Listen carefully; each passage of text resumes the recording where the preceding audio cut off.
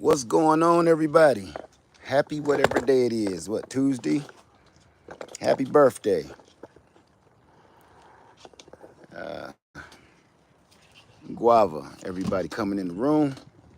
Happy birthday to you. What's up? What's up? What's up? Okay. I got a question for everybody coming in the room. What's the difference between a homestead and a farm?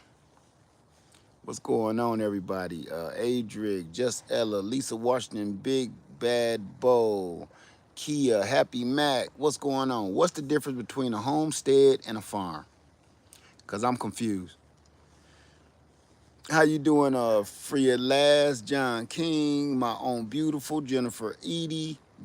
Let me see who else that, Tila, Envy, how you doing? Natalie, Suzette,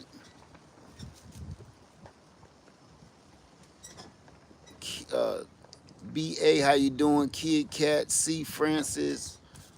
Let's try that. There we go. Bane, how you doing? Delois.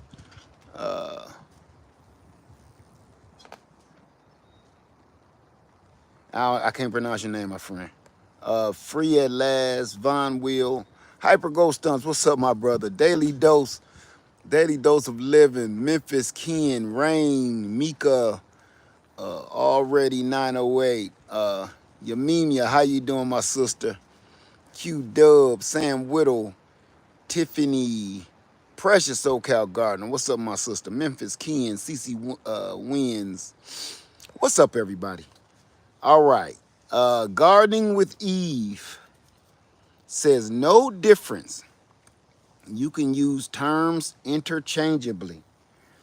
The reason I'm asking y'all that is because there's been a lot of speculation on people calling their backyard homesteads instead of just a garden. Let me see. Free at Last says any piece of land can be a homestead, but certain requirements to be considered a farm and land. See, this is where I'm saying we already got two different ideas of or definitions of how this works. I'm just asking because when I say homestead here and I say homestead at my house, people used to get upset. And lately, the debate has been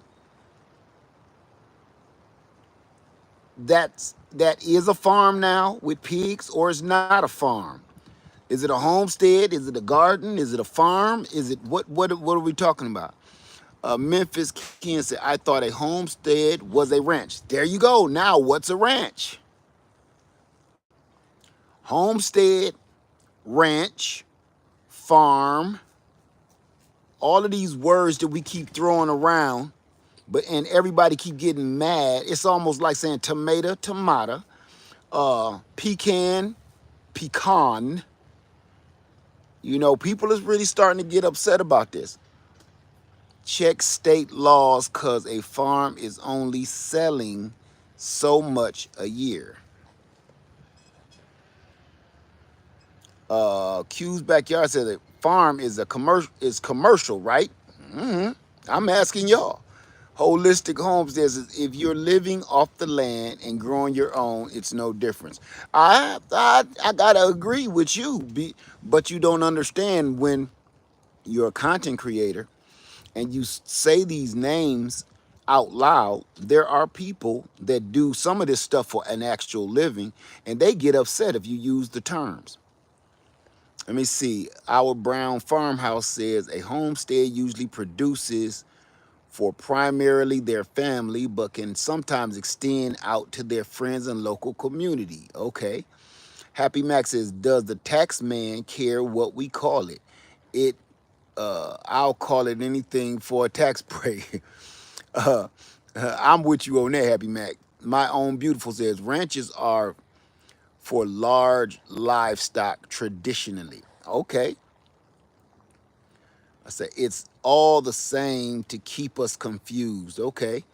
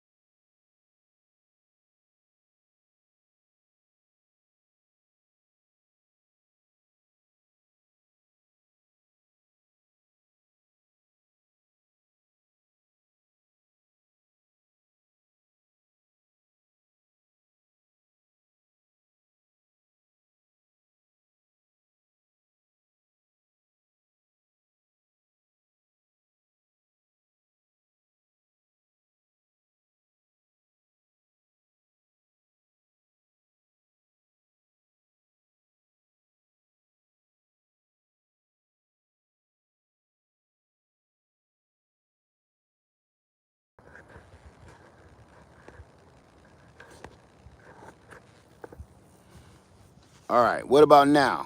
Can you hear me? If you can hear me, give me a thumbs up. If you can hear me and see me, give me 2 thumbs up.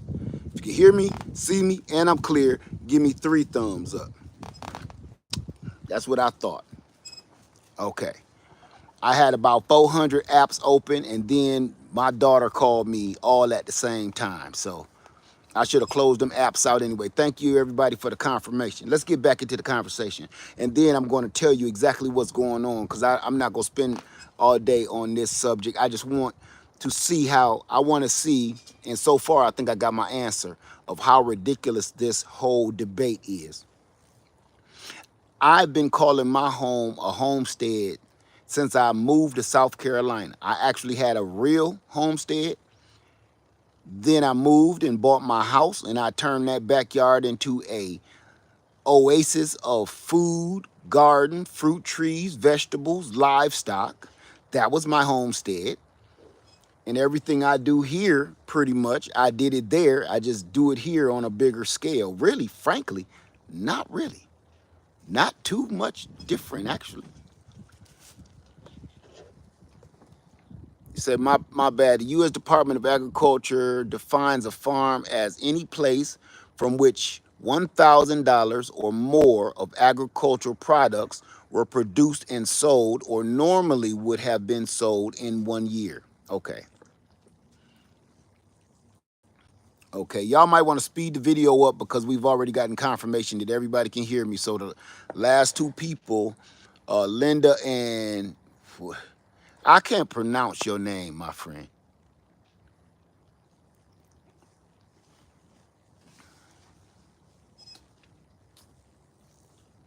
So I'm not ignoring you, but I'm not gonna cut your name up. That's a lot of I'm sorry.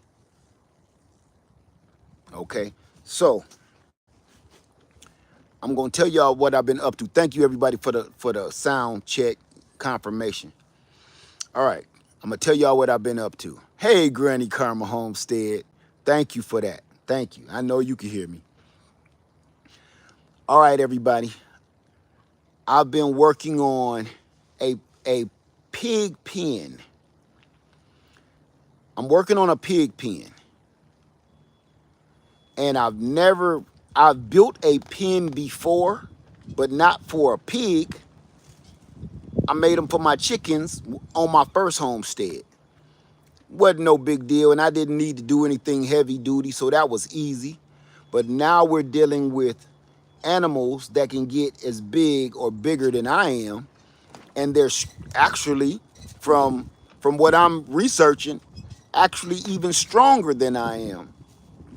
So they're saying them pushing down fences is nothing. A pig to push down a fence is like, and I know because I watch hunting videos and I've watched, oh my God, our brown farmhouses, our male pig is 700 pounds. And I'm gonna tell you all my plans too on that. I'm building a pen, and like I said, from watching hunting videos, I know good and well. I've watched wild hogs bust through, literally run at top speed and crash through rod iron professional like yard fencing, like commercial fencing that goes around a business, security fencing. I watched a wild hog run through one of those like it was a movie screen. I couldn't believe it. So I know pigs are strong. And no matter how cute they are, I keep getting this, no matter how cute they are, you gotta keep your eye on them because they so smart, they'll trick you. That's what I'm hearing, okay? They tricky little rascals. So, okay, our brown homestead, we can help if needed. Well, you are needed, okay? So I will be listening to what you're saying. Okay, let me see. Okay, Nice Alabama says gotta have an electric fence. Okay, the reason I released a video yesterday, and we'll talk about that briefly too. is because I purchased fencing, posts, an electric fencing kit. Well, not kit per se. I purchased the electric fencing. Now, it looks simple enough. It looks ultra simple. Usually when things look ultra simple, it's ultra not. So, let me see. Say this is going to be quite educational to watch you with pigs. Congrats. Well, it's very educational to me too. So it's not, listen, I'm not teaching anybody everything. People keep saying nice lessons, great teachings. I'm not teaching nothing. When it comes to these pigs, I am a student of YouTube University. But I do have some good news to share. They're getting used to me and pup, and they're walking up to us when we come to the door with feed or water. And sometimes I just go in there just to stand in there with them for a little while, hang out, let them see that I'm no threat. Let me see.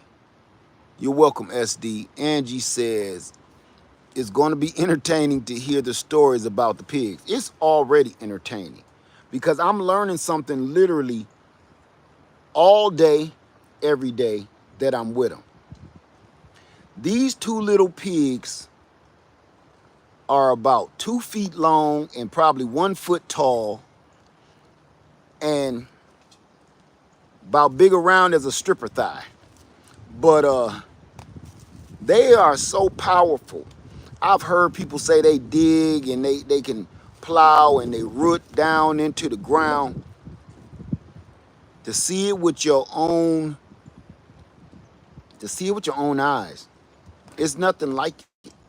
I cannot believe it, right? Because they burrowed down a foot down into the ground. And now here's one that got me. I'm going to show y'all what I'm working on, and that's everybody keeps saying make sure they got shade. They don't like heat. Make sure they got shade and water, shade and water. So I'm going to have to build an enclosure, but I'm gonna build it out of pallets. Pallets, yeah. Because I want it to be big enough. Okay, our brown farmhouse. Now I looked online and I did what is that, Google search of the picture of them, and it's saying they are Vietnamese potbelly pigs.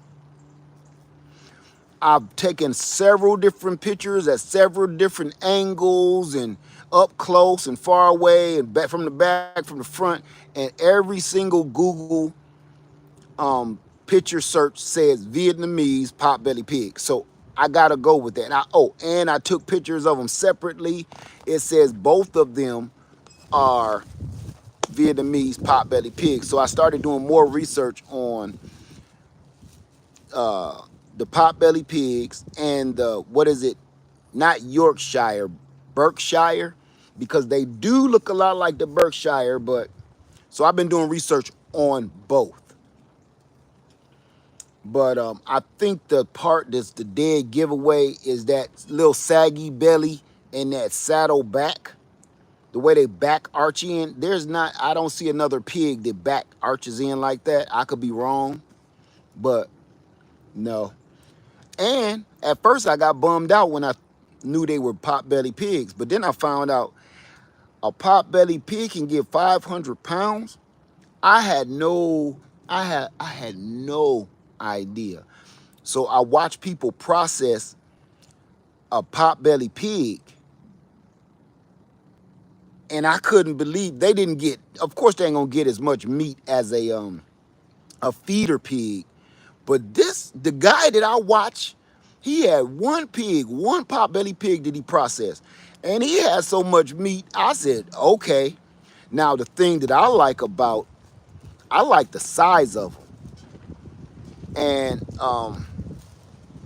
I like that even his 500-pound pig was about the size of a good sized dog, but it was just fat.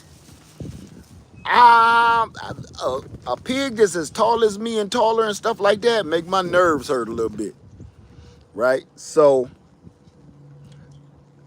we gonna get back on the pigs, but right now I want to see if anybody had any questions about the tent.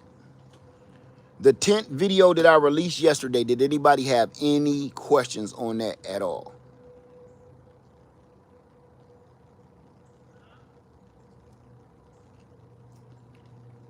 If you have any questions about that tent video, just let me know and I'll answer anything I can answer. I know somebody said I can answer the first question of how heavy is it?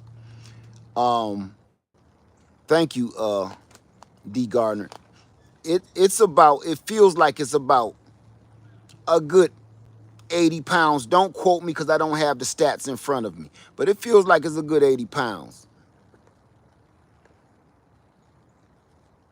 How you doing, Sharon? Uh, Thank you, Envy. Let me see. Joseph says, build cheap, use small stick logs off your land. No, thanks. No, I'm not about to do projects like that. I'm not doing projects like that at all, my friend. I'm sorry. I'm serious. I'm newer. Thank you, Hyper Ghost Stunt. Say okay, I got you, brother. Thank you. Thank you, man. Thank you. Um, Say it's easy to puncture. Oh, is it easy to puncture? No. No, so everybody that's not familiar with blow up tents, years ago I hated them because I didn't know about them. And everybody kept telling me to get a blow up tent, and this, and I said it was ridiculous until I saw my first one from a friend of mine, up close and personal, friend of mine. Her name is Cart Runneth Over, and that was the first real inflatable tent I've ever touched and seen in real life. Her tent and the tent that I showed in that video, the inflatable rubber that holds it up is like a car tire. So I'm just letting you guys know this. When you see these tents blow up like this, the first thing you think is your air mattress. You sleep on your air mattress at your mama house around the holiday. That ain't got nothing to do with no air tent. It's two entirely different. That's plastic. Your air bed is plastic. This is rubber, and the rubber is so thick when you done filling it up, it feels like steel, like a tire. That's what. It's no other way I can describe it. When you fully inflate it, it feels like a tire on your car. Okay. Do you think it's at risk of heat damage from a wood stove? No. No, as a matter of fact, I got proof of that because I've been camping in our camping group, and a good friend of mine has a air tent, and that's all she has, and she runs a wood stove in it every single time. This thing is incredible. I'm telling you, it's like a car tire. Everybody is worried about the rubber part, the inflatable part. That's the part you don't need to be really worried about, truly. So if you've ever had one, well, Dolores say that's heavy, like around 90, 80 pounds, whatever it is. I'm gonna tell you why it's heavy. It's heavy because you have thick rubber inflatable tubes and canvas. You have canvas, actual canvas. What is it called? What do they call it? I wanted to call it Yorkshire canvas. It's not that. It's, I can't think of it. But it's a certain kind of canvas, and you have the heavy rubber inflatable tubes. But I'm gonna be honest with you. It's heavy, but everything is in that bag. Now I have several tents. The white duck bell tent. The tent alone is that heavy.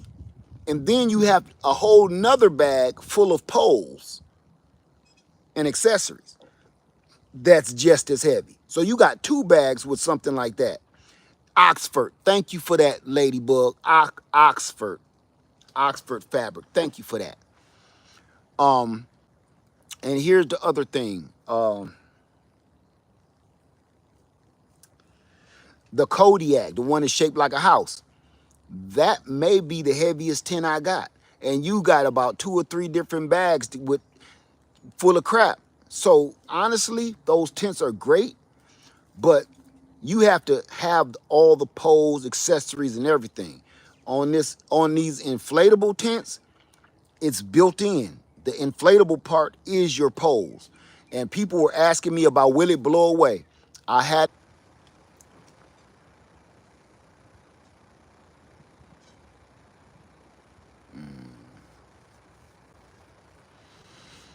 All right, I guess that's enough of that.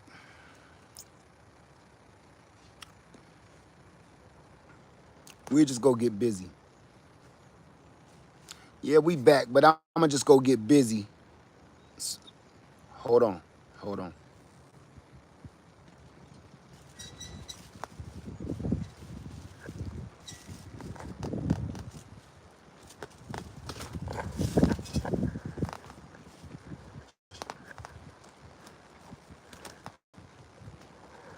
Under here where it's nice and cool. Sit down, sit. Don't follow me around and start catching on fire. Okay. I know this was a bad start to the video, but that's okay. We've had worse. But you see, they're not as all scary anymore. And I gave them some corn. I guess they don't like the camera because they ain't been acting like that all day. I named them Cookie and Cream. Cookie is the black and white one, of course, because she looked like an Oreo cookie. And then Cream, of course, is the light one, because she looked like cream. So I was getting me some kale out of the garden because I'm about to put tomatoes in those buckets. I gave them some kale early this morning. They tore it up. Tore it up. I'm gonna come over here in the shade so I can give y'all a little rundown of what I got going on. Well, I can show you this now. Here's my fencing. I got more, this is more fencing actually. There we go. This is more of the fencing, but I don't know if you can see. I already set the main pin up. Can you see it in the ground? Can y'all see it in the ground?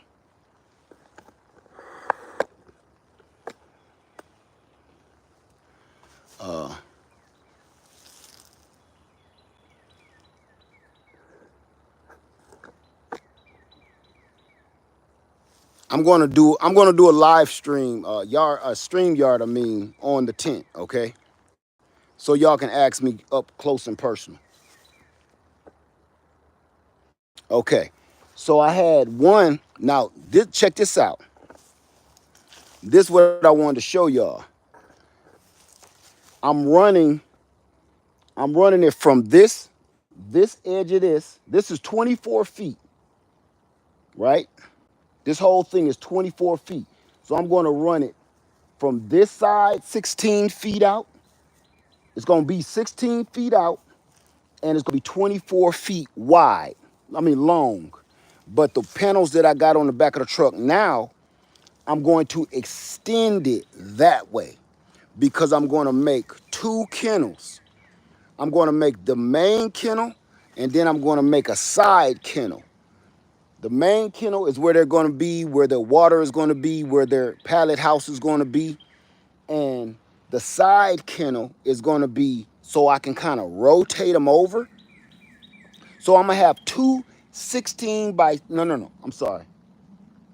Yeah, 2 16 by 24 pins. That's what I'm having. 2 16 by 24 pins. So one side is going to be where they stay mainly, and then the other side is going to be like a rotation, so I can rotate them back over here and start growing stuff in the garden over here where their poop and stuff was, and just keep rotating them like that. back and forth, or if I have a pregnant sow, when it's time for the little piggy wiggies to pop out, I want her somewhere else so the little piggies don't get got. So, okay. All right. If y'all understand what I'm saying, let me know. Or if I'm still buffering, because that seems like what's going on here. YouTube been acting up. I've been trying to watch videos today, and I stopped watching videos because everybody's videos is buffering. And I didn't think mine would, but here we are.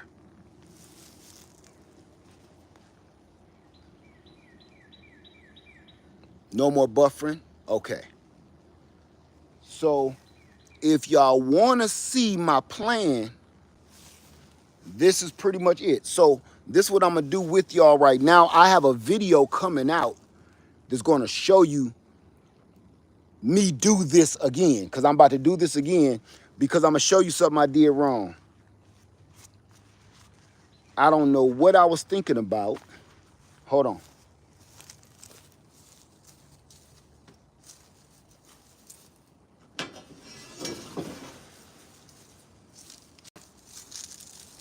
But see, I had the wrong T-posts. These are the ones I needed. Say, when you read this back, please don't forget to update on the plunger washing machine. What update do you want on plunger washing machine? Oh, the new version? Okay. And when I do this, I'm not going to do a live stream on it. I'm just going to do a video.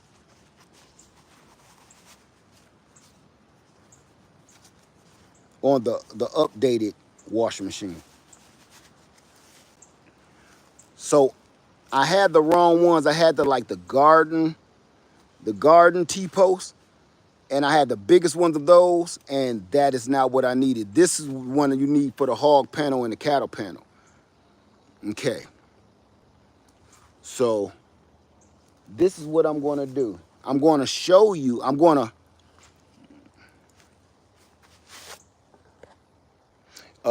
Our Brown Farmhouse says, yeah, you need heavy duty T-posts. I'll email you a picture of our setup. Okay, thank you for that. Thank you.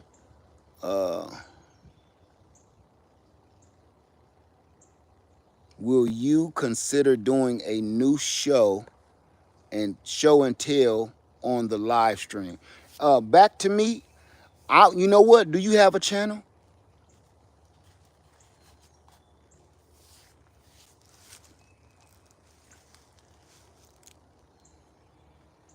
Okay. Well, I tell you what. I will do another show and tell. The reason why I stopped the show and tell is because it's a little late for that. The reason we was doing the show and tell was to get ready for just in case politically things went awry. Well, we're here now.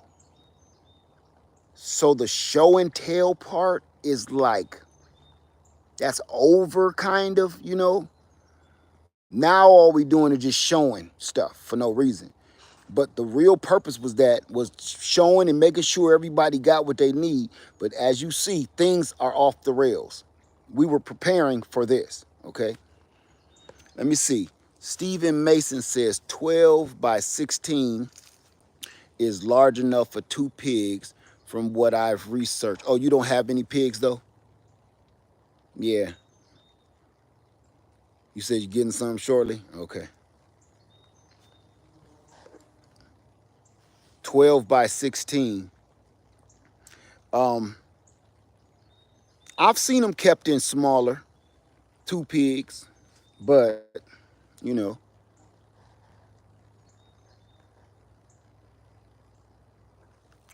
things are getting back on track. What do you mean, Miss Penny? What's getting back on track?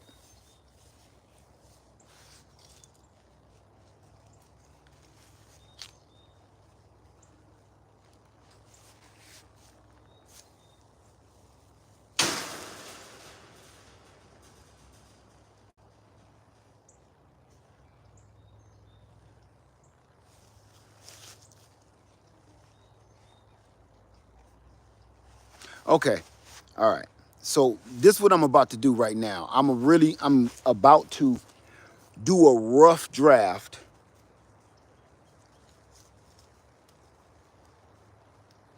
Sophia, what are you talking about?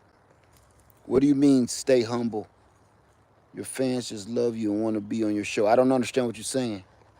Can you explain that a little better for me?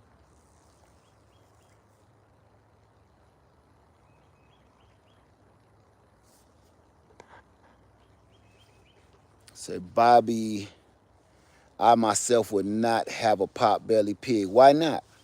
Tell me. I'm learning. Sophia says, because you told the guy if he got his own show. I didn't say that, so you didn't hear. I asked them, did they have their own channel? So you're making a big mistake, aren't you?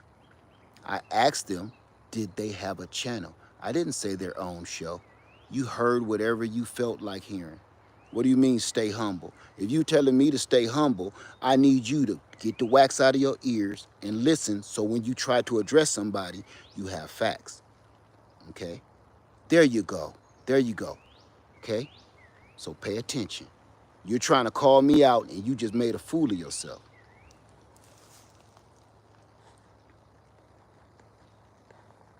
Because you can't read or something.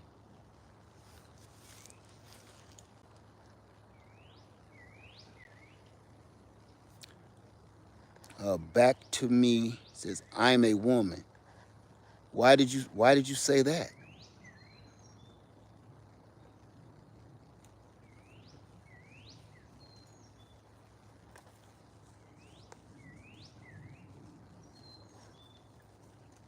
I'm not doing that with y'all today, okay? I put solar powered bug zappers over the chicken run so they'll all have lots of bugs. That's a good idea, Sun Gold. That's a good idea. And for my friend Sophia that I just wished off to the cornfield, listen to me, sister. If you have a whole problem on the way I do things, if you start your channel and people can come over there, people can come over to yours and then you can correct them the wrong way. But until then, nah, I'm not. You if you've been watching me long enough, you know I'm not dealing with that bullshit. If you've been watching long enough, clearly you haven't, but now you know the hard way. All right, but yeah, Sun Gold, man, that was brilliant. That's brilliant.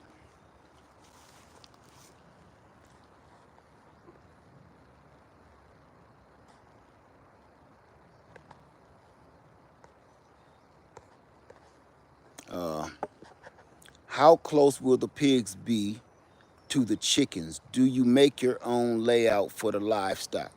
Um, yeah, that is the chicken coop. That's the chicken coop. The pigs are right here inside of one of the chicken coops. I'm going to attach this whole makeup. I'm going to use the chicken coop itself as the back wall. I'm going to attach the hog panels, the cattle panel to the chicken coop itself. So I'm saving myself some money by not having to buy those extra hog panels for the back end, and I can use them to extend the pen out further. Because let me see. Because the panels on that chicken coop is even stronger or as strong as this cattle panel. So I kind of was like, that's a win-win situation. Will the pigs dig under the coop? I'm sure they can. As a matter of fact, if they wanted to get out, they would get out and leave. They've already shown me. Let me show you how far they dug down.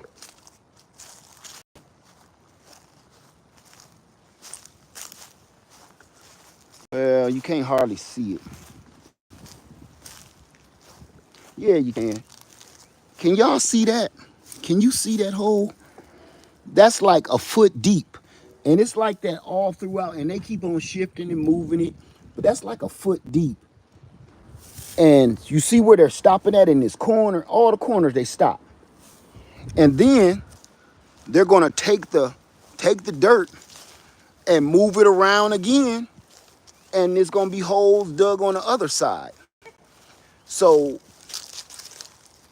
I'm telling you, if they want to leave, they'll leave. That's why when I'm around them and I don't know much already, so I'm kind of moving slow and I'm extending my hand out to them, giving them the food, kind of like I do my chickens, to let them know I ain't no threat. You know, I'm the dinner bell, and usually I don't know much about pigs. I don't know really nothing about pigs besides what I've researched recently. If you keep doing an animal like that and extending your hand out and giving them some food and backing away slowly, after a while, they'll start to get you are not a threat. As a matter of fact, they start to realize without you, they are going to die. So far, I've only had them a couple days, but they already get it. So that first day, they was freaking out every time I got close to the cage. The dog got close to the cage, they was freaking out. But now, they start coming towards me. And then I start giving them food. Like this morning, I gave them a handful of kale, and they came to me to get the kale. And then I gave them some corn. They ate the corn. Yesterday, I gave them some hog feed, and they was a little standoffish because that was their first dose. But now it's like, this morning I was in the pen with them, and they was cool. They wasn't freaking out. They wasn't squealing or nothing. That first day, it was a bunch of squealing and screaming going on. Say my chickens have amnesia until noontime. It's like 51st dates. Hi, I'm, what was in the hi? I'm John. Or hi, I'm Bob. Yeah, yeah. Oh, no, hi, I'm Tom. Well, my chickens is cool. As long as they know when I'm coming around, they start rushing towards me because they know I got the food, you know? That's it. So I'm doing everything not to stress them out. That's what I'm trying to keep everything stress-free. That's what I do with my chickens. I move slow instead of just bumbling in. That's what you do with your bees too. When I'm doing my bees and checking on my bees. If you come in a beehive, knocking the hive over and busting it open and ripping all the honey out, you gonna get popped. So I'm doing that. Hell, you do people like that too, right? You just don't walk up to them, what's up, dog? How you doing? You know what I mean? You good? You good? You want some money? You hungry? If Did you see that? You didn't hear me offering you help to survive because I came at you wrong. I offered you some food and some shelter, right? You know, I offered you that, but you didn't hear because of my demeanor. All you saw was this right here, man. How much money you need, boy? You need some cash on you, huh? You need a little something, boy? You hungry? Let me get you something to eat, son. All you heard was, oh my God, he's gonna kill me. You didn't hear nothing. You need somewhere to sleep, huh? You sleepy? So animals kind of looking at us like that. When you just busting in their house and just, here's some food, here's some water, son. Drink them junks, boy.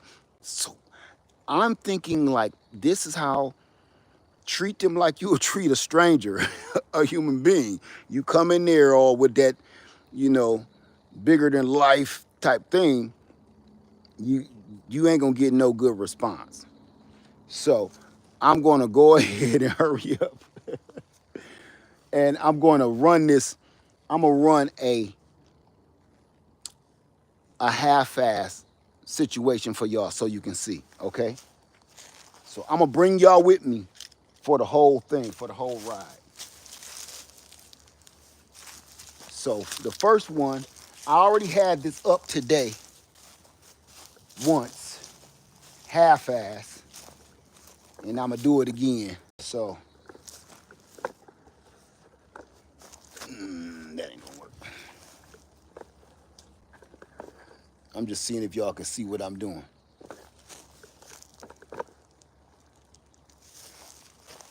So this is just a mock-up.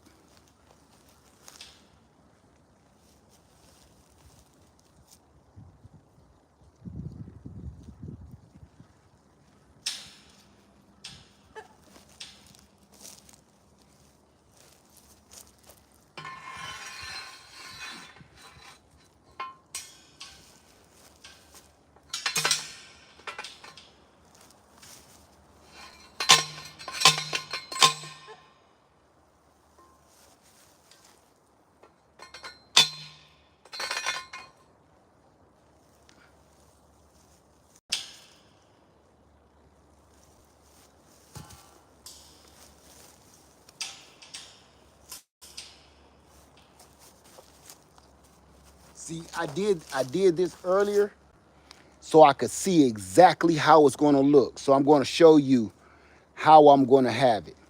Now that I have more panels, you're going to get a chance to actually see it in a totally different configuration now.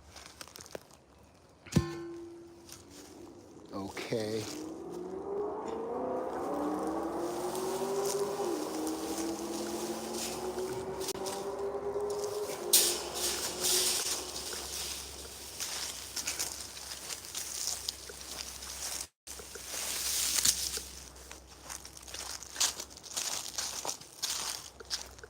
Okay.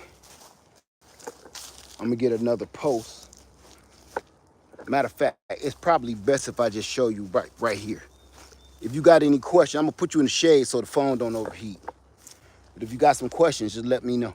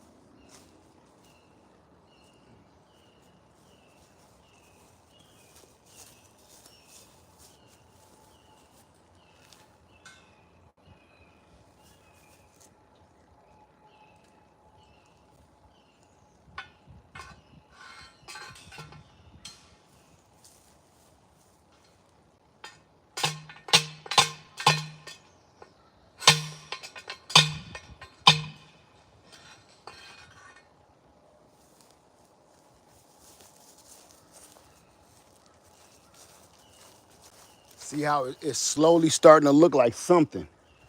Now watch this.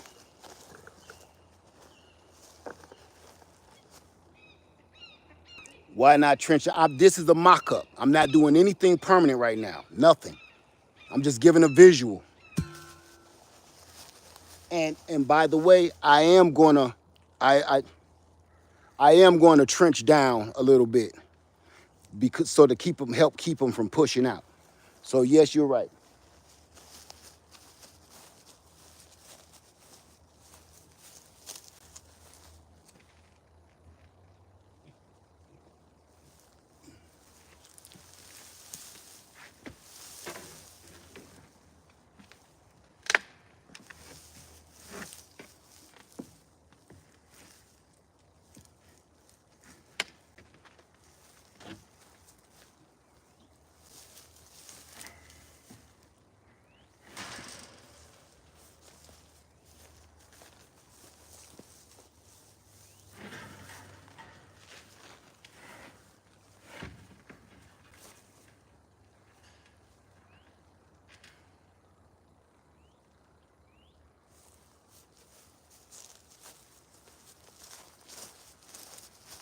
So I know this is janky as hell, but can you see how, okay, right now it's 16 by 16.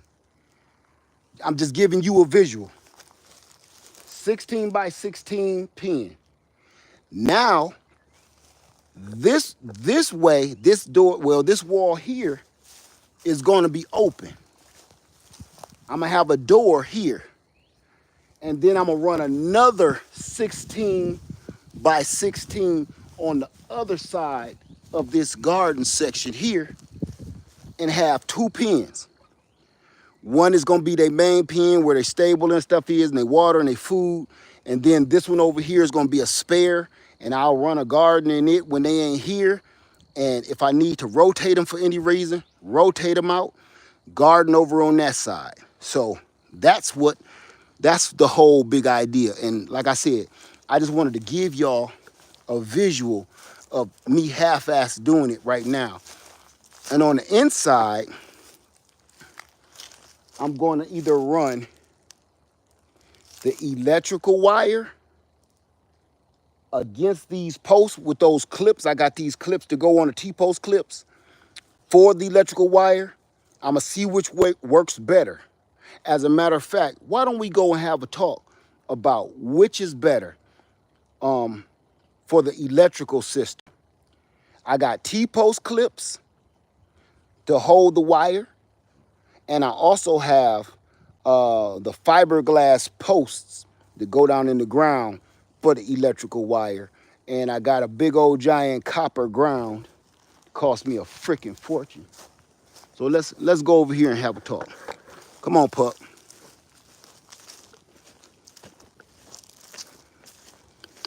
Let's go. See? They calm as cucumber. They big. Y'all sure looking pretty. This is what I like to see.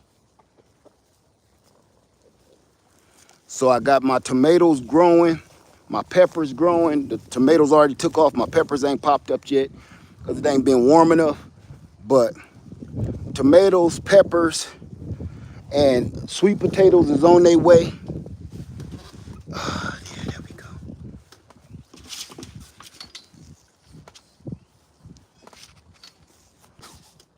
Okay. Any questions? Oh, I must have been buffering or something. Any questions at all? This been a bad YouTube day.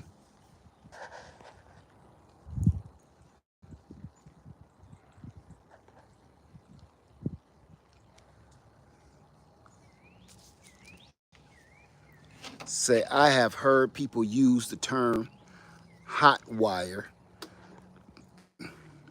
Is this just another term for electrical fence? I don't know. I'm learning to, is it Tommy? Terry says you can use an electric fence to keep them. I seen another, yeah, I that's what we talk about right now. Stephen Mason says fiberglass poles are very movable. That's why I got them anyway. How is my pond coming along? It's not. I don't have enough money for it yet. That pond costs money. Okay, as a matter of fact, if I had all the money, I would just call the guy and tell him to come out. So I wish that was the story right now, but pigs will do for now.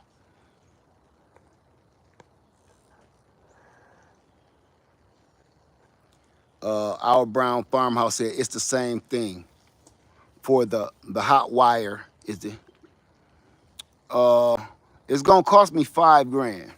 So I'm still I got a ways to go. I'm working on it. And once I do, matter of fact, let me tell you this. I wish I could show y'all.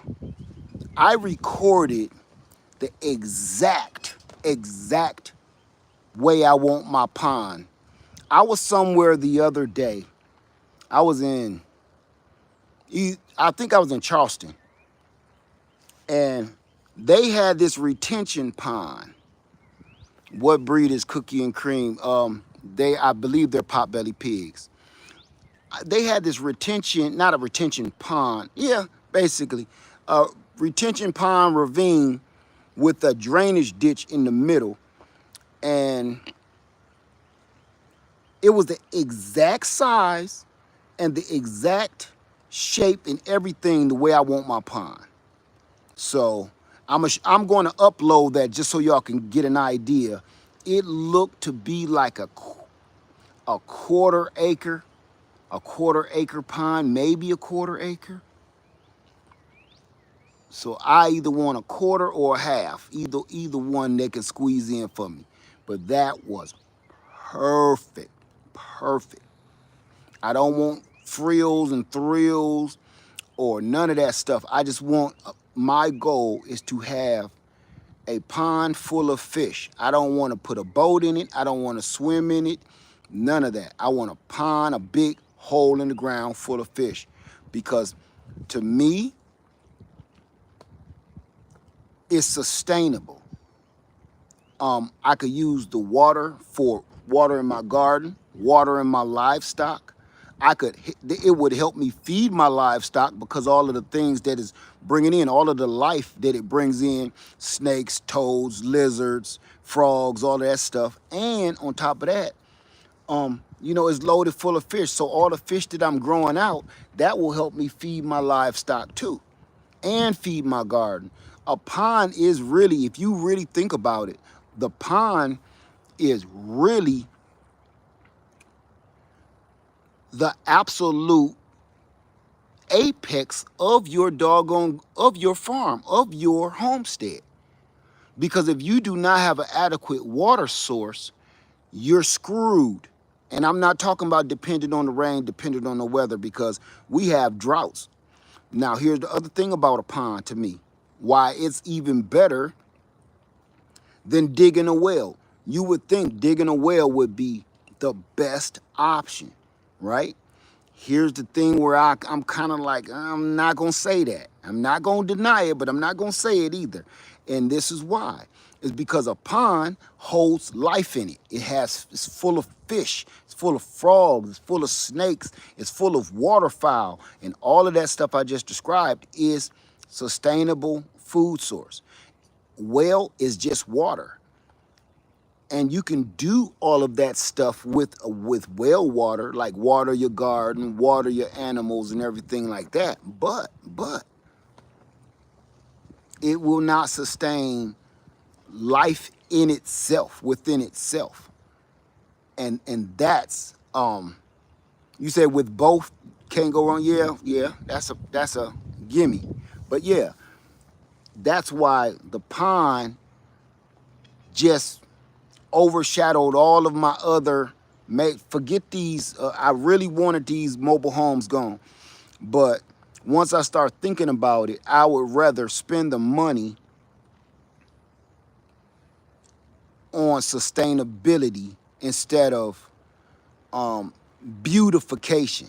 Beautification right now is on the back burner for me. Right now, with everything going on, I'm looking for sustainability because this is realistic. This ain't for views. This ain't for clicks. This ain't for likes and thumbs up. This is my life. So, hey, what was that? Thank you for that Living Out Loud podcast. Thank you. Donate to the Pond Fund. Thank you so much. Thank you. I really appreciate that. I really do. Thank you. Thank you for that.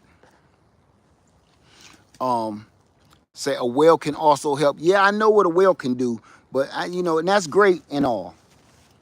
The well is great, but you cannot sustain life inside of a well. You can't have a well and just go out to it and pull out food. That's the thing. Water is great, but a pond is both. Having a pond, you get water and you filter it and you get food out of it. So it's like,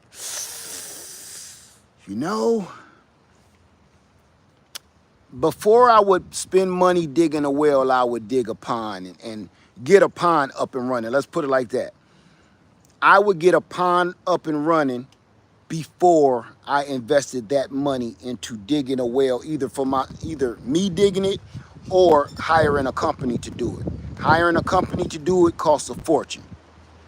If I did it, it costs a lot, but it's still, and then it's only so deep I can dig myself. I think it's 24 feet. Say a well is also useless during a power outage unless you have solar. That's true. That's true. Very true. So I've been on land with a pond, not mine, but I got friends and family with a pond. Well, let me tell you this. I have a pond at my house. So when I walk off the edge of my land on my house, which it's not the edge of my land, but when I get to the edge of my yard, when I get to the edge of my yard, I got a pond out there every year. Geese, ducks, frogs, lizards, snakes, herrings, What's them one things? Pink flamingos even come in here and there. Hey, Miss Shirley OG, how you doing?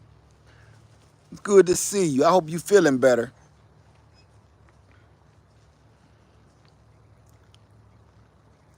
Say manual wells are an option, but inexpensive. When you, whoa, shit. Thank you for that. Is this real? Thank you, Mountain Living. Thank you. Said for the pond fund, learning a lot from you here in Montana. Thank you, Mountain Living Montana. Thank you for that. I really appreciate that. I really do. You guys are really, y'all getting it closer for me. That, can I explain something to you? Thank you for that. From the bottom of my heart. Oh, y'all, I mean it. Can I explain something to y'all?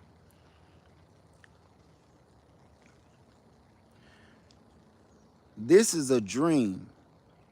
I need for you to understand. I don't have words to explain it, but I guess we all can relate. This is a dream come true. Every blue moon, you get a shot at something great. Every blue moon, either you take the chance or you don't. Either you miss that chance and opportunity or you don't. I took the chance, and to the average eye, they see junk and just madness all over this land. But I am literally living my dream, and it's not often that people can say that. I own land free and clear, full of livestock, life, water, woods, and acres on top of acres. And I'm away from everybody. I don't even consider my closest neighbors really. They live in the area because, thank you, Hyper Ghost Stunts, man. Thank you, brother. Thank you. Man, I appreciate you. Man, you something else, man. For the pond fun, brother. Thank you. Hey, yo, man, I appreciate it. Let me tell you something, y'all. Like I said, every blue moon, you get a chance to live a dream. And people think this is just for views, for likes, for clicks, thumbs ups. It's not. I'm working on it, Joseph. I'm working on it. Y'all have no idea. Look, I'm about to sell my Jeep because I'm like, I don't need two vehicles. Sell my Jeep. I'm selling my golf cart. Like, look, golf cart is dope. But right now, I need that pond. I really, really like and want a golf cart, and it would help me around here, but I got a lawn tractor. It's been helping me all these years to get around. But I'm telling you, I'm gonna take y'all with me. Y'all wanna go see the area again? I wish I could take you all around this land and show you what I mean, because all you ever see is this. You only ever see this part right here. I've taken y'all to a few little pieces. You know what? I'm gonna take y'all to one special spot, okay? My one special spot. Field trip. Y'all down for a field trip? Okay. Let me go get my popcorn popper. Let me get some water, because where we going, I don't want to just be out here all willy-nilly. Come on, pup. We going in the house first, y'all. We going on a little field trip because I want you to understand exactly what I be talking about. Because talking about it, hearing somebody talking. I know y'all watch a lot of these homesteading videos and stuff, and it all looks all cool and a little country music playing in the background. It's cute and all. Come on, pup. But it's a lot that goes into it. And and it's more for me because I'm starting from ground level. And that's the part that people don't really, truly get, you know?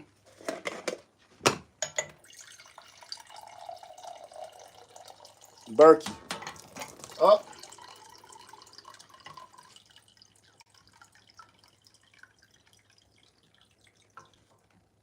Okay. I got a guava, everybody. Thank you. I've been working on my health, drinking more water, eating more leafy greens, eating less meat.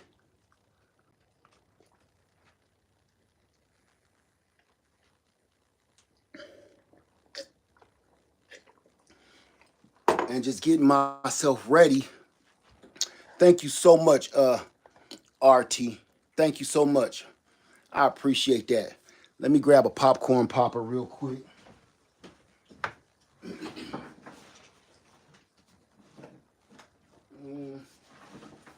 too big.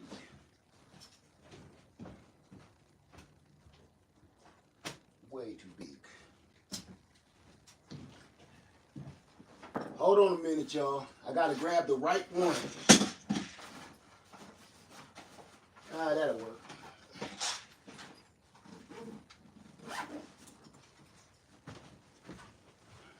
Okay. I think I just need a little 22. And some kind of hat. I'm gonna leave her in here because she can't come out here. Not where we going. Okay, all right. All right, I'm gonna take you briefly, okay? This hat ain't gonna cut it. But I need something on my head. All right, there we go. I almost forgot the most important part.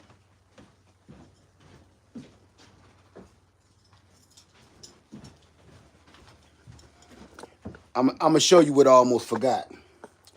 Number one, let me wipe this lens off. There we go, that's better. Let me show you what I almost forgot. Olive oil.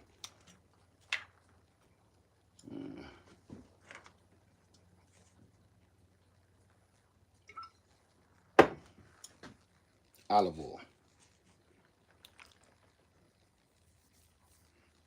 Start to dehydrate. Little cat oil. You start to dehydrate.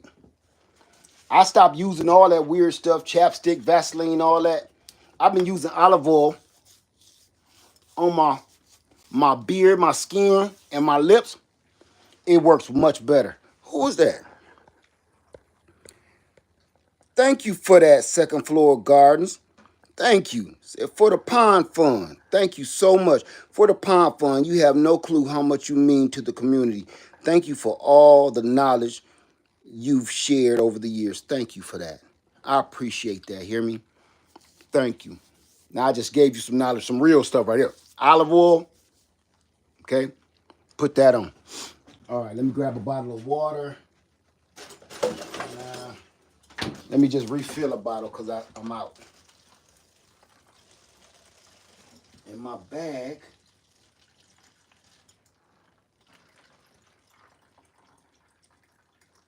I must need to refill this again. You ain't going with me, pup. All right, y'all. Put on my water bag.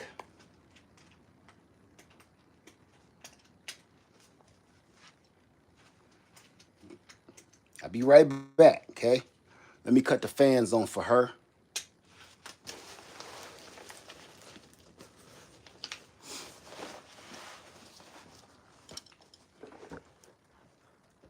Cut on the fans.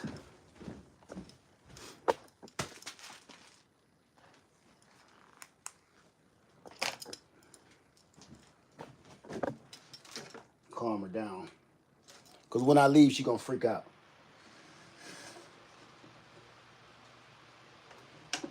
See, I don't want her with me because it's tick season. And I do not want her catching no case. Be right back, pup. Oh my God, that feel good out here. Okay. And I don't want to open the windows because so much pollen to come in.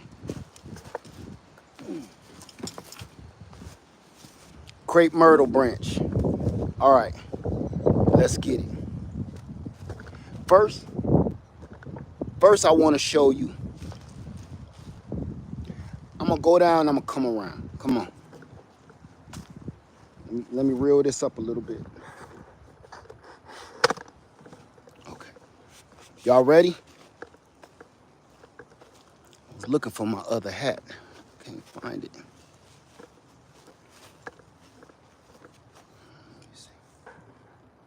I can read what y'all saying. Thank you, everybody, for the pond fun. I mean that from the bottom of my heart. Soon, I'm sitting here living the dream. See, this is what all y'all ever see. This is just my 2-acre clearing. That's just a 2-acre clearing. Y'all see this part all the time. And I said I wasn't going back in the woods and stuff no more. Wait, let me make sure my Wi-Fi is off. Okay. Can y'all see me? Y'all can hear me okay?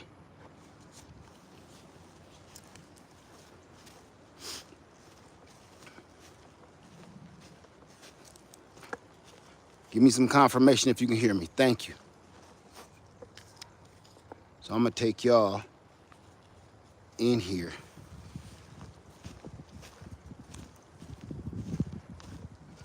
All right, and I put on some cedar oil. That keeps bugs and the mosquitoes and the ticks away. It seems to work. So I've started cleaning this area up because I have a plan for this area. This area right here that whoever was dumping, and I've cleaned all of that mess out. So I still got to take that. And the only reason I ain't did it yet is because I need to turn it over and dump it out because I don't know what's in there. It's super heavy. And then get the rest of that stuff right there and those tires way down there. And that when you fall off that cliff, can y'all see that tire? Right there. That's a cliff. When you fall down that cliff, that's where the creek is. So that's a whole water bed down there. Well, the creek anyway. So I want to be able to walk straight down to that without any problem. And this area, I kind of want it just to be a nice, beautiful, beautiful space, right?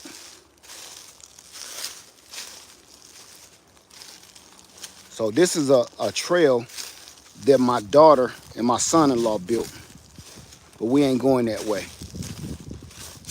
I kind of want to show y'all this. This piece is some of my favorite. Now you see this clearing? This right here is, wait, or did I step too far over? No, this is it. We're gonna go in here. If y'all have any questions, now remember, this is just a small portion of it. I just want to make sure that y'all understand what I be talking about. I don't have to stay out there on the clearing all the time. I can go on my own adventure through the woods and stay in here all day. I can come in here and set up a tent. What kind of trees are those in the bush? I don't know. There's thousands of trees here. There's thousands of different kinds of trees.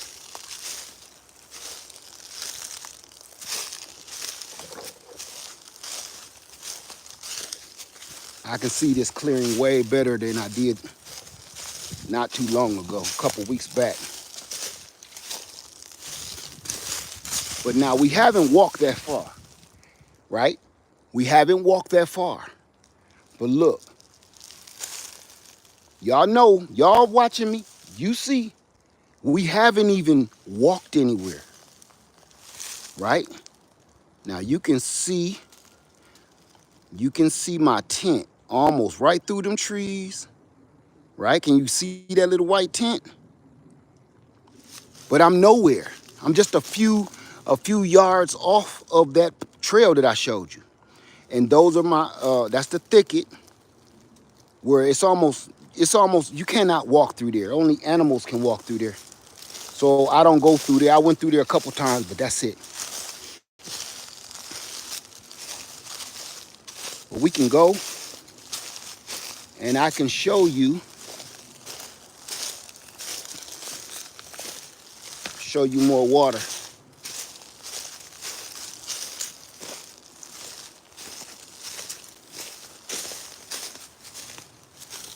Yeah, that tree fell. Look at that.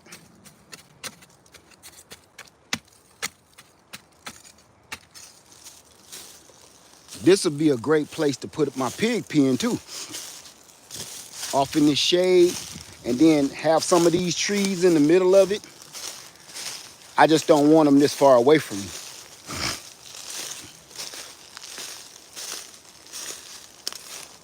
And see, again, that's the thicket right there. Let me see. Your woods are absolutely a dream for pigs. That's what I was thinking. And the soil is incredible. Watch this. Watch this. All these years of just falling debris, soil is incredible. It's a sandy, composty loam. Look at that. You see that sand? Look at that. All throughout.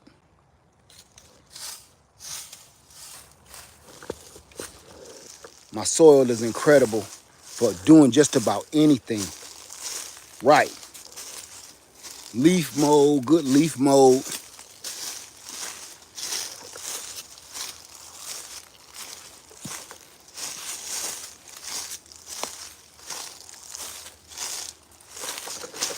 Let me see. Say make a portable pig tractor. No, thank you. I'm not there yet. I saw Sow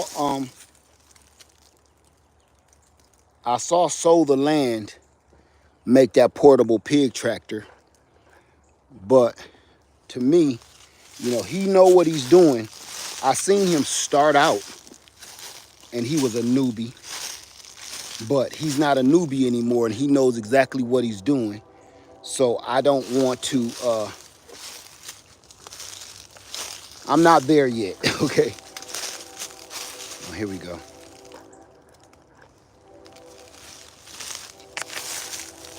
See, when you in the trees, it muffled the sound of that train. We ain't that far away.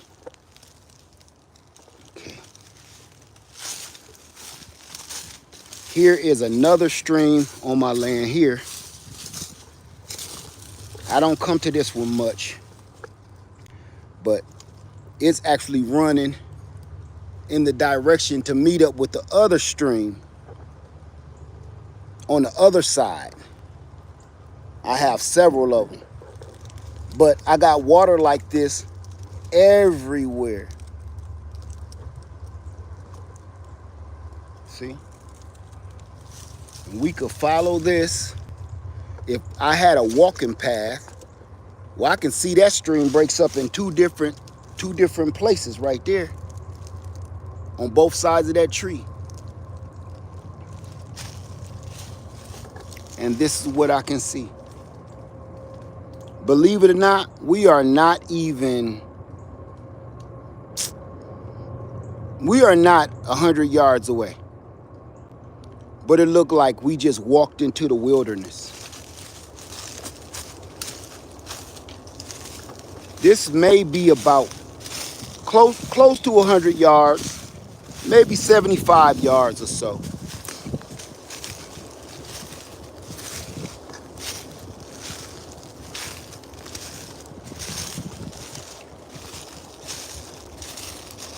Sometimes I come in here and get lost because it keeps changing. Every time I cut out a path, it grows back. Because this is an area that I grew. Look at this. Watch this. Look at this. See that? Watch this.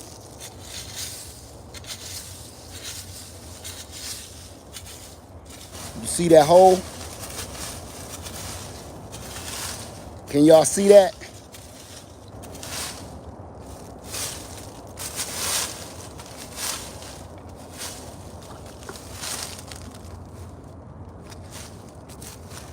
You see this?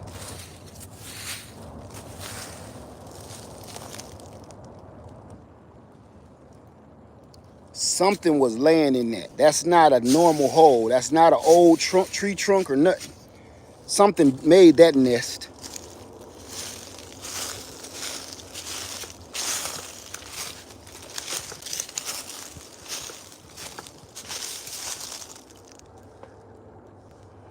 Okay, any questions, y'all? Say I bought a house now with a stream. Okay, okay. We're going in another direction, kinda.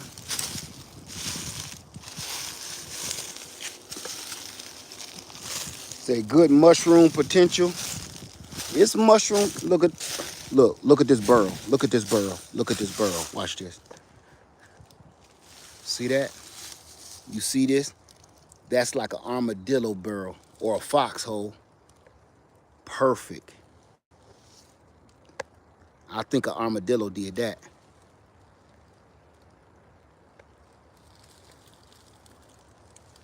It's too messy for a fox den. Look at that tree.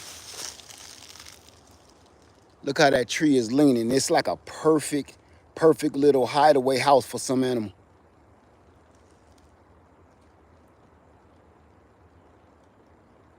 It's just leaning over to the side like that. Do you have any native beneficial plants out there? I found elderberry on my land. It depends on what you mean by beneficial. We got cotton plants out here growing wild. How do you spread your cedar oil? What do you mean by how do I spread it? Does wildlife come near your chicken pens? Yes.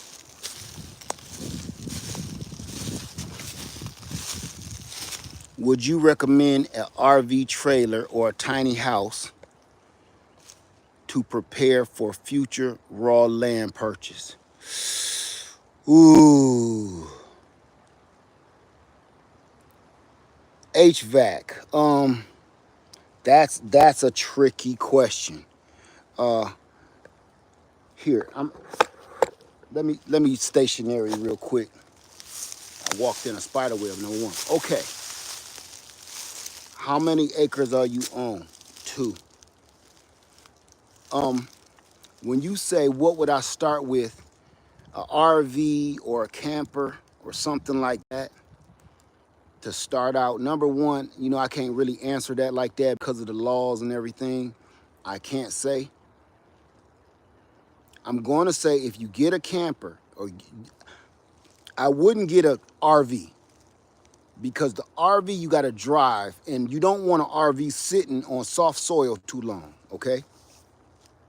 So that was my first mistake. A camper and an RV have one other thing to them. They have paper thin walls. It's almost like a tent. So trying to stay warm in an RV, if you're in a place where you need to try to stay warm, is a problem. It's serious, okay? So if you have a camper or an RV, you really need to pay attention to how you plan on keeping it warm and keeping it cool for that matter. So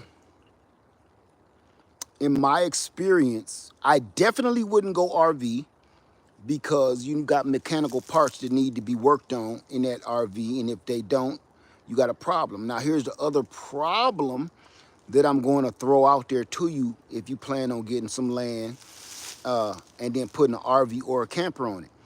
Let's remember one other thing. Another thing I had a problem with. RVs and campers have mechanical parts that need to move. An RV is a little bit more serious because you're dealing with the engine. But on a camper, you're dealing with hoses now and wires. Now, the thing about that is creatures like to nibble on wires. Mice and rats like to nibble on wires. And if you're in raw land like this, you will have rats, you will have mice, and there's nothing you can do about it. Okay? So if you have some kind of electrical system inside of your camper or RV, you run the risk of animals climbing up in there chewing your wires. Whether it's RV or camper, it don't matter. Now here's the other thing with that, okay? Having to get out and fix that. When you heat up that camper or RV with however you plan on heating it, you are like a fire in the middle of the Antarctica, because every creature in your radius is going to want to get warmed up just like you are. Once they sense that it's warm right there, you will not, it'll be impossible to get rid of them. Almost impossible to get rid of them. Okay?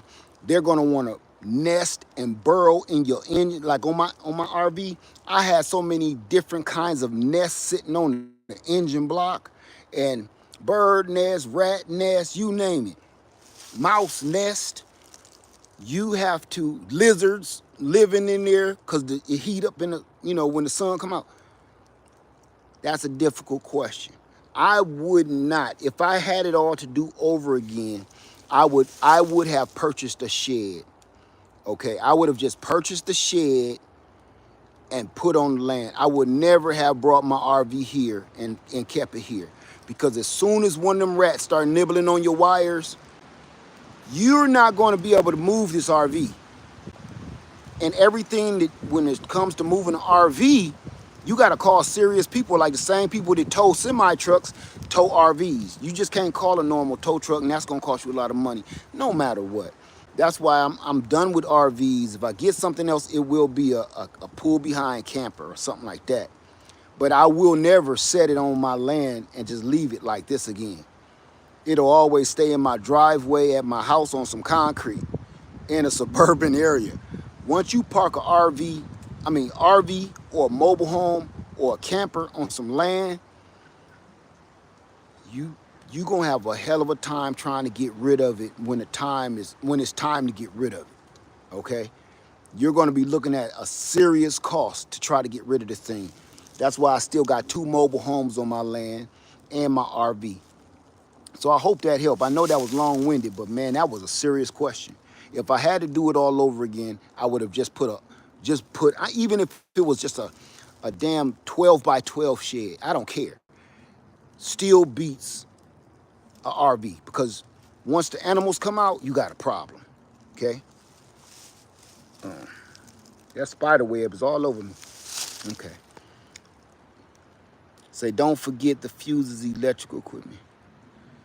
Yeah, I shed the tiny house is what I would do if it's legal in your municipality or whatever has you, okay? That's what I would do. I would not, and I'm telling you from my own mistakes, if I had to do it all over again. So we're going to keep on trucking. I can see where we're going to go this way. Y'all don't know. I can still see y'all comments. I got to pay attention to this ground too, though, y'all. So this, look at this, look at this, look at this. Anything could be living in there. I'm nowhere on the land. I just wanted to show you part of what most of us dream about. And I have this at my fingertips. And the only thing that's missing now is a pond.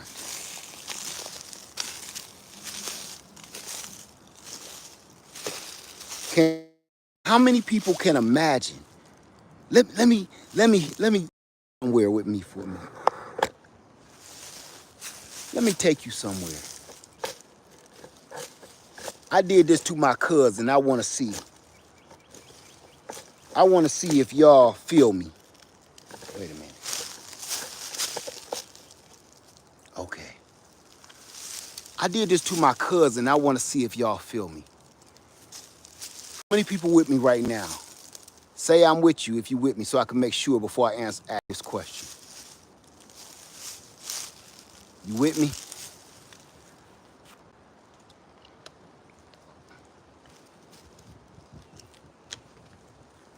Okay. All right. All right, good. This is what I want to see. Pay attention, okay? Pay attention.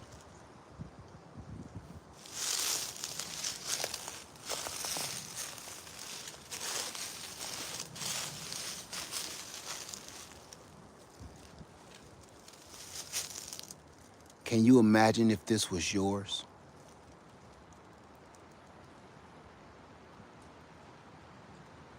You get to see this every day. Bought and paid for, no mortgage, no payments. Can you imagine having access to this every freaking day?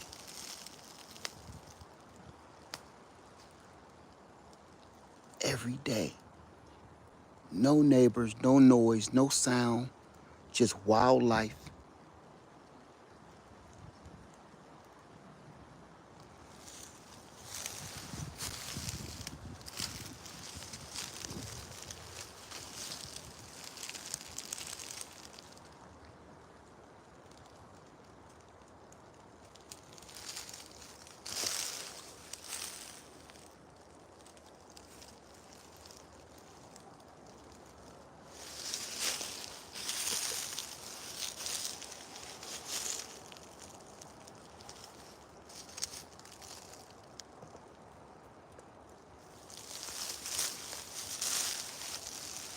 Now I want to tell you this.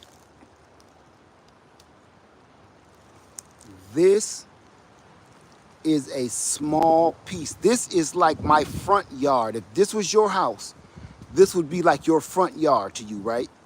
To me, this is like my front yard. You know, you don't really do nothing out there. You just cut the grass for about 5 minutes, you're done, you know. This is that. My land, I almost was about to say something. You have to drive from one side to the other. That's all I can tell you. Walking, you'll be doing it all day. Walking, you would be in here all day like me and Lady Led was. We were in here literally all, me, Lady Led, and Princess Led was in here all day from sun up that morning to that late that afternoon, like now, maybe 3, 4-ish, 5-ish, and we didn't even cover everything. We just went through a walk trying to find out where she wanted to put her shed at. And in the process, we were exploring. So what you see when you're exploring is just the reality that I can't imagine people with like 100 acres. I know it's a lot of people with 100 acres, 200 acres, stuff like that. I can't even imagine that. I can't even imagine that because my acreage, this is a lot to me. It's a lot. So having 100 acres, it's like, oh my God. Let's put it to you like this. I have enough land that if somebody encroached on my property, I wouldn't know unless I went to that side of the land. So that's why I always check my land. I check it all the time and I look for things because I have that much where if somebody showed up, I would have to stumble upon them. Mount says we have 46 acres in Montana and it's a lot. That's a lot of land. I can't even imagine it. I can't even imagine. 50 acres is a lot. Okay. So this is it. This is my dream. And most people would see this and be like, what would you want to be in this for? Because I can turn this into anything.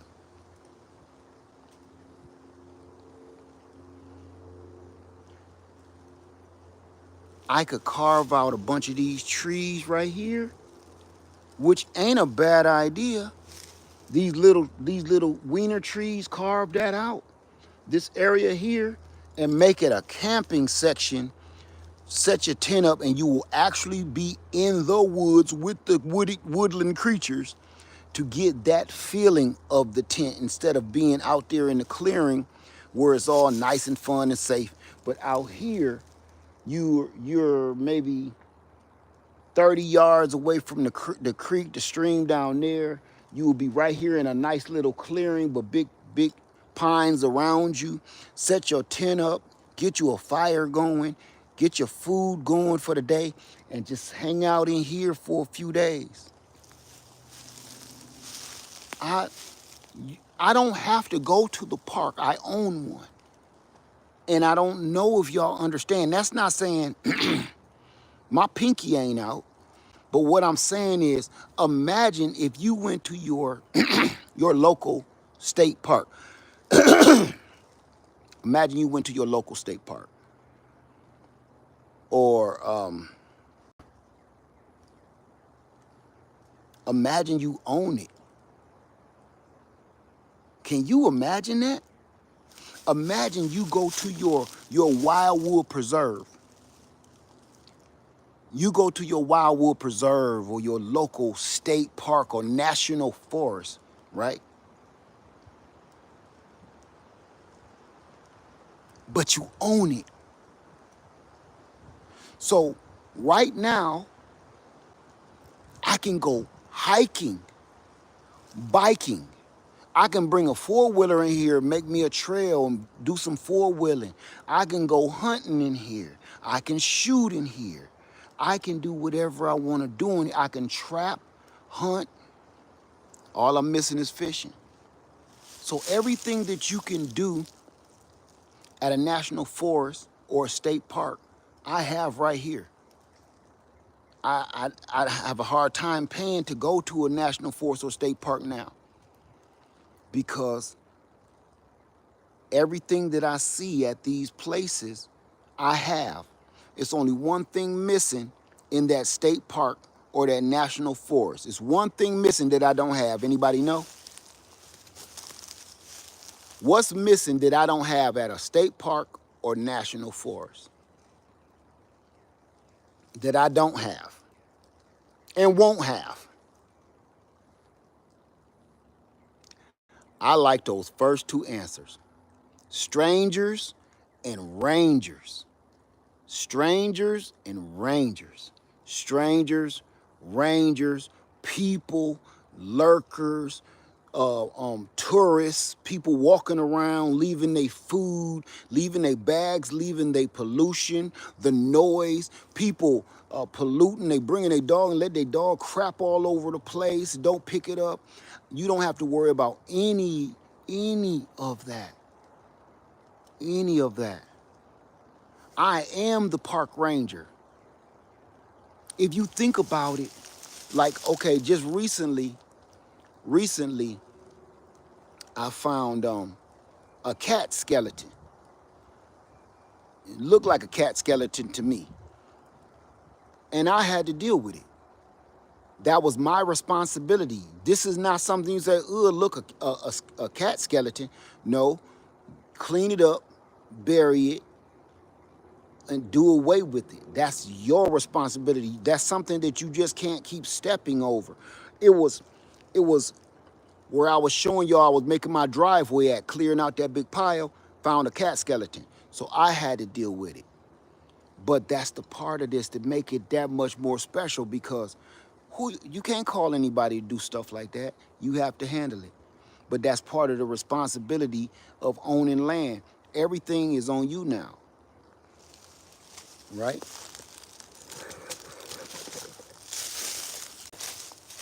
Everything that you're trying to accomplish is on you.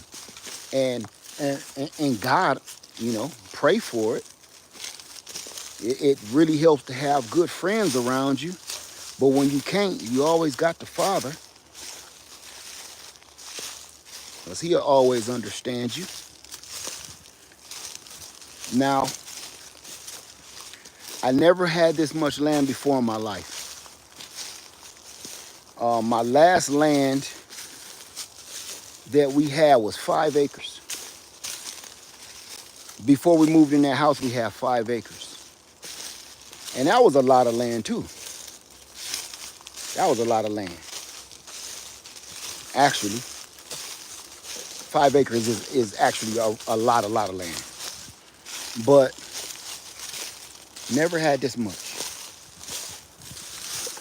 And one thing is still the same, is you have to treat it respectfully and responsibly.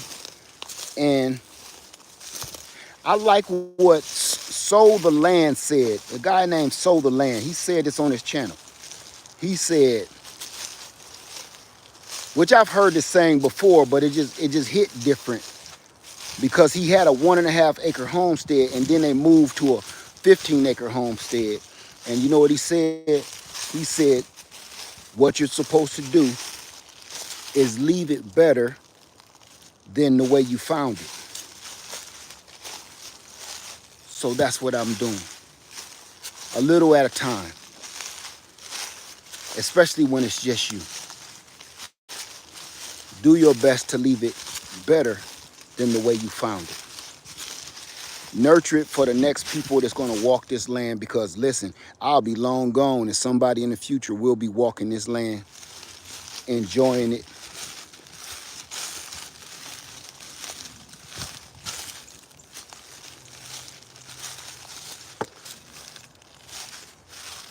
See that? Now I want to show y'all something. I want to show you something.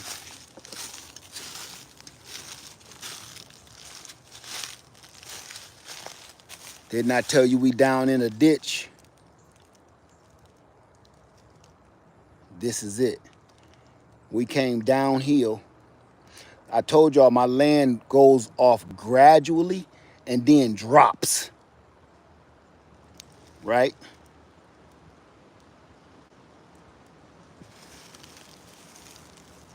And where we were just at was way over there.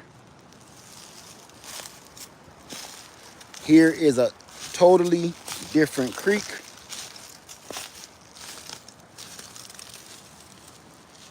Right here. This is a totally different area. This water runs into the water we just came from, but it's running in a different direction. Okay? Now, I've done this before to a certain point, so bear with me. I ain't crossed this in a while. Hold on, y'all. Old lid don't want to break his neck. Oh, watch this. Watch this. Hold on.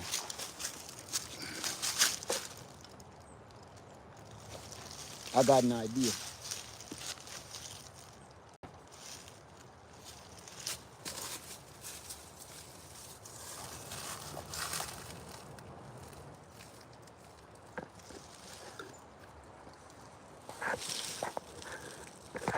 I can't believe that worked. Okay. We across the stream now, so I'm a walk it like I talk it with y'all for a hot minute.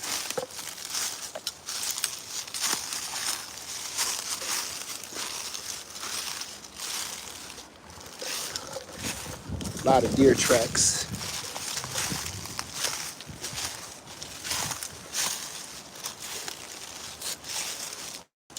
Okay, y'all want to see something crazy? Okay, how many people are ready to see something really crazy? You ready? Okay. Look at the stream. Do everybody see the stream here? It's better if I do it like this. Everybody see the stream, you see the water running, right? No stagnation, just filtration, natural filtration. Now watch this. Keep watching, keep watching, keep watching.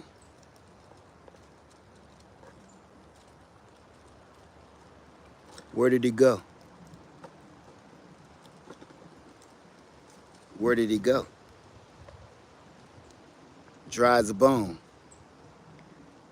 Where did it go, family? Look, it's running and it goes back into this hill. It gets filtered under all these roots and comes back out over here.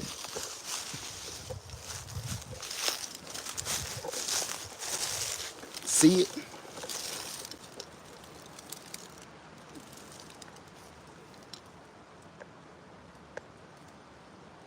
You see it moving again, coming out from under the ground? At the same time, this is bone dry.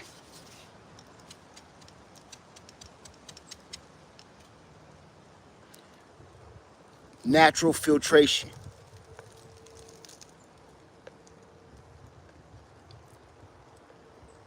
I wanted to show y'all that because the last time I seen that, I was like, this is just so dope.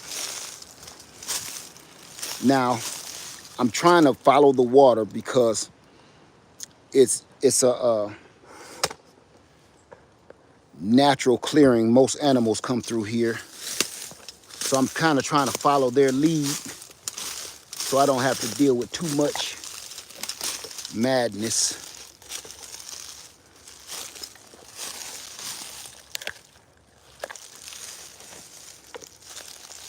Okay. Stay with me. Look at that. Deer tracks.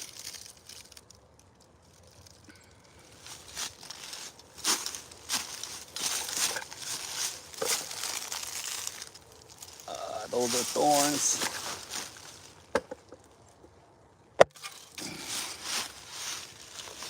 Hold on. Gotta make sure I don't get tore up coming through here. Cause you will get tore up.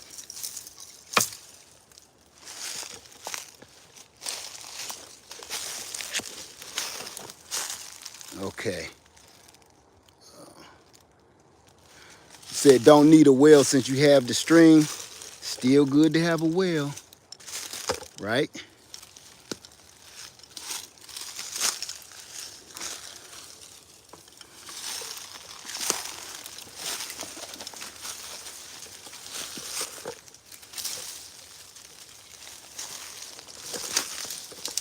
Watch this.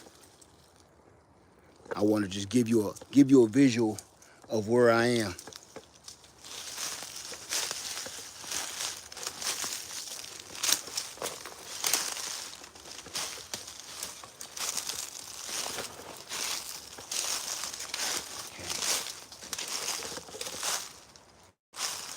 Okay.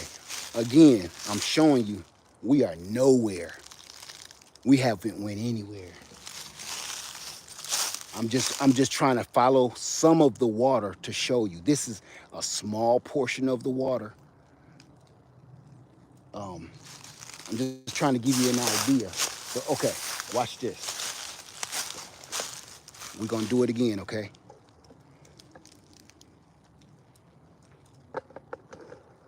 Trying to find a better, you'll find a better clearing than that.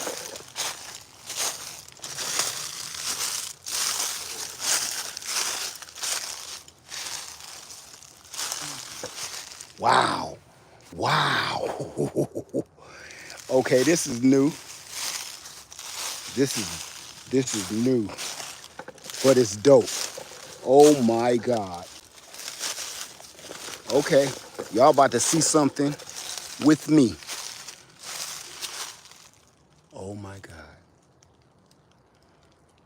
It's sad, but it's beautiful all at the same time. Y'all want to see something really dope?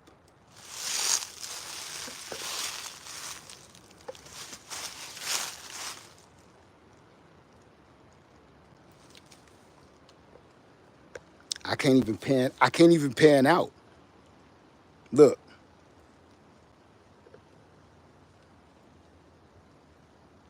this how big it is.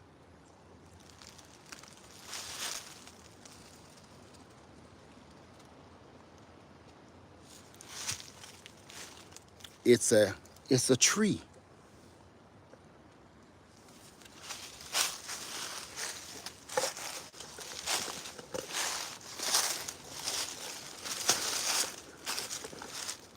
It's a fallen gigantic tree. Those are the bottom roots of a gigantic fallen pine tree. And I was just standing up against it, so it looked like a wall, didn't it? That's incredible. That is beautiful.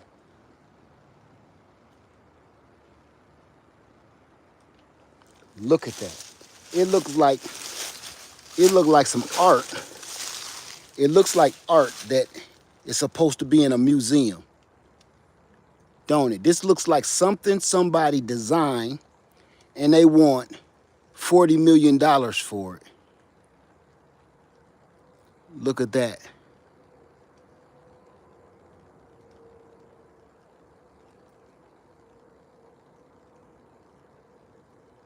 That's just the root structure. Ain't that beautiful?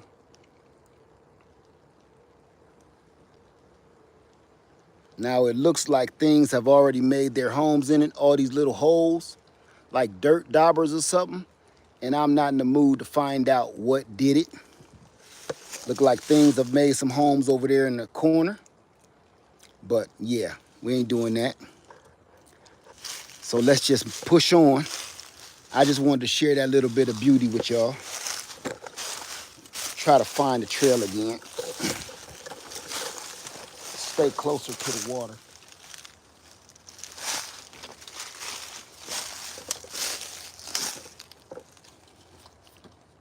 I can see what y'all writing too, just in case you don't know. Okay, now we are in the bog. Just in case you don't know, we're still on the stream. And again, I want to remind y'all, we haven't even been anywhere. Okay. We're going to try this again.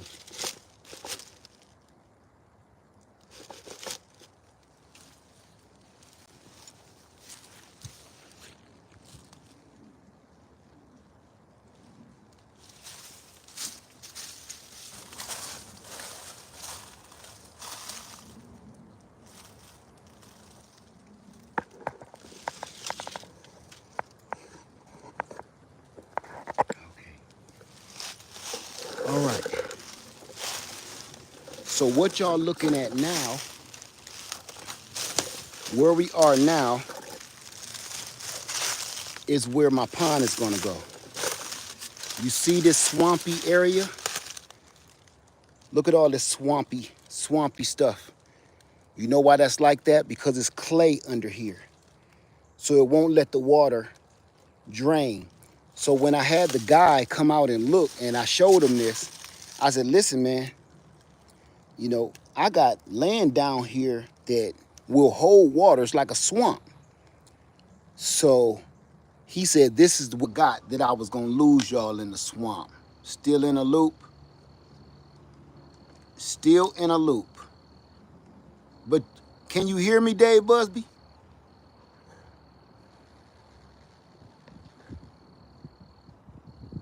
If y'all can hear me and see me, give me a thumbs up. That's what I thought. That's what I thought. Okay. Okay. Because I was like, I seen what happened. There we go. There we go. And then We can thank you everybody for hanging in there. I know a lot of people like, man, somebody said I'm here to the end. I'm not gonna let y'all go like that because I really want. I'm now that y'all back, I can tell you exactly what I was saying in the swamp.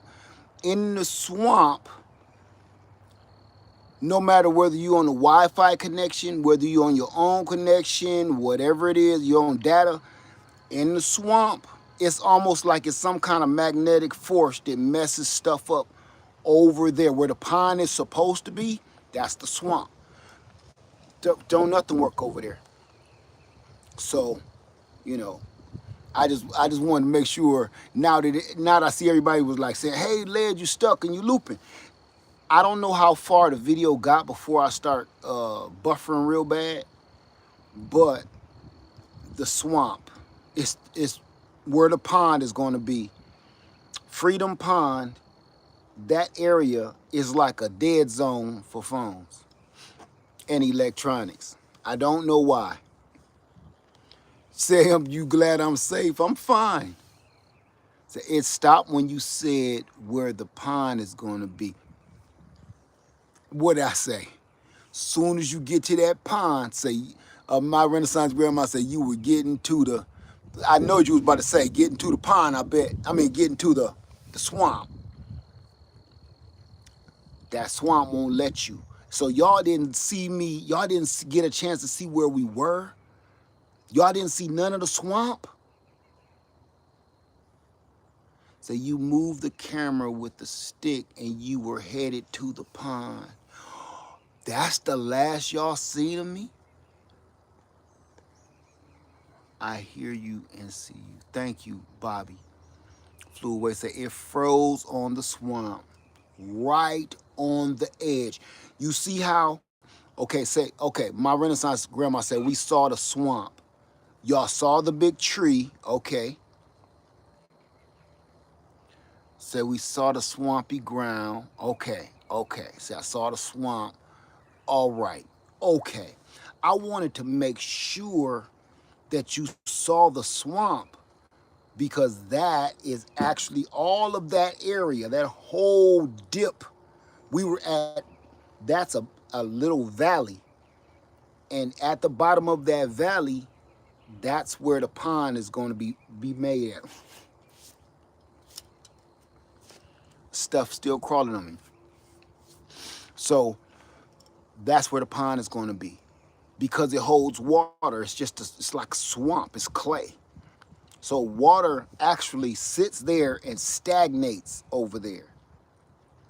And I don't want that. I need to make use of that area. That's the only wetlands on my whole property.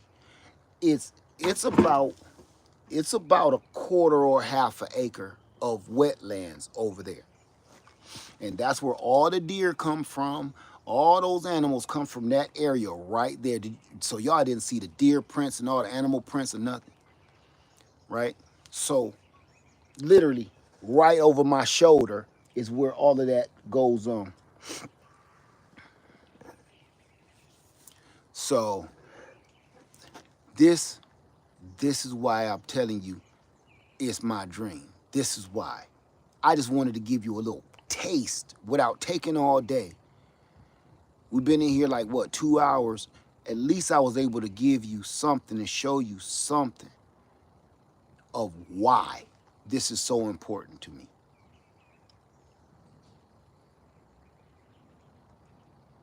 And I'm hoping that it will get you inspired enough to be like, you know what? I think we can pull that off. And it's not necessarily that you want to be a homesteader. My Renaissance grandma said you turned the camera to show us where you cleared acres from the pond. Okay. It ain't necessarily you want to be a homesteader or anything like that. You may not even want to be a gardener. But I'm just saying it because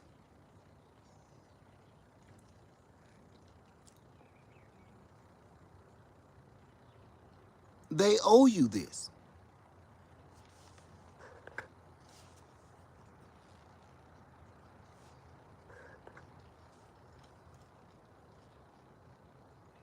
They owe you this. No, baby.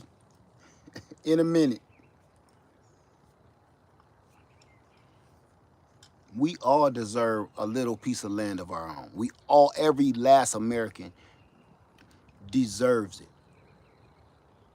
I'm gonna take it one step farther. Every American should be entitled. Entitled. You should, with your birth certificate when you're born, you should, they should issue your plot of land. Wherever it's gonna be is up to you. Like, what's up to them, but it's yours. I think this country owes every American a piece of land of their own so they can go and manage and do their. If they did that, this country wouldn't be in this much trouble. You know why? Because we wouldn't be so solely dependent on a corporation to feed us, clothe us, heal us, and everything else. If you did this on your own, I'm not saying you'll be totally self-reliant, I mean self-sustainable, but I'm telling you, it will be at a minimum of what you need for somebody else to help you with. Where in this day and time, we depend on the government for absolutely everything. And that's not right. It's literally like being hand fed like one of these pigs. Do what I say or you don't eat. That's kind of what this is. And you kind of don't have a choice. And if you live in like an apartment or something or a small space in your house, you can't just come up and just grow no big garden to um sustain your family. You can have a little garden, for some fresh fruits and vegetables here and there, but it is not sustainable for your entire family. It's not enough land for that.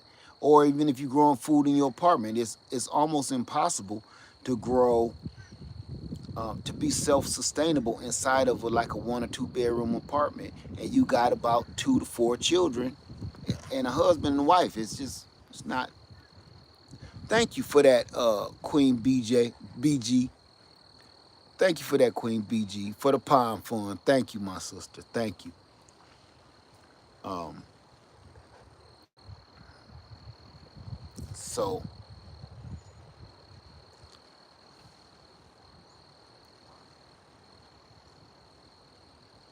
you want to know something you haven't seen this whole time? Nobody else. This whole time, I haven't had to say, excuse me, pardon me, how you doing today? Nice weather we're having, ain't it? I ain't had to say a freaking word to another human being all in the last 2 hours. I ain't had to say a freaking word. All I have to do, and y'all haven't heard nobody else either. Ain't nobody around. There's nobody around for me to be like, I wonder what they over there doing. Man, they over making too much noise. They playing their music too loud. None of that. That's the last thing on my mind. Now, if I do hear a loud noise, it's my neighbors off in the distance somewhere, but it's not like being in a neighborhood where you're right across the street, your neighbors won't ever go to work or go to school, and all they do is blast their stereo and fix their music in their trunk of their car all day, and you sitting there listening to him getting his woofers together all damn day, making your windows rattle and stuff. I deal with that, man. All I can say is some people was Let me see, Renaissance Grandma said, you need to do something special with that big tree area. That's a beautiful sight. I was thinking that. I was thinking that. Now, that big tree is new to me.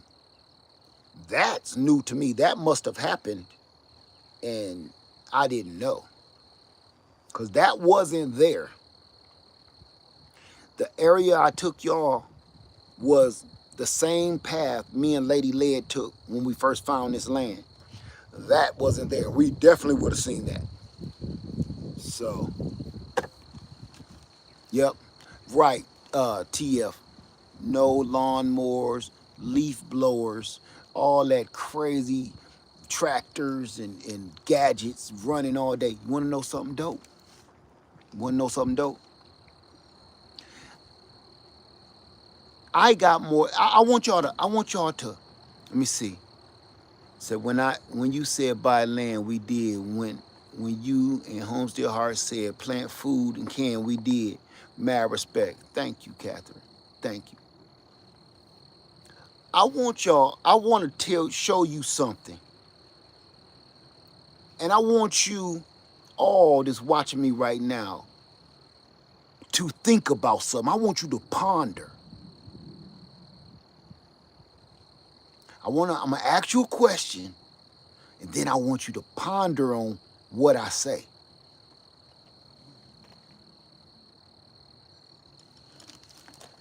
All this walking we doing, right? I want to show you something. Do y'all see any leaves?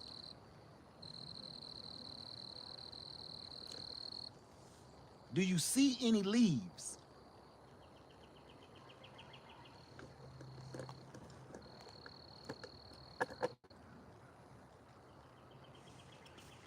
I ain't brought a lawnmower, rake, nothing. This is 2 acres. There is no leaves.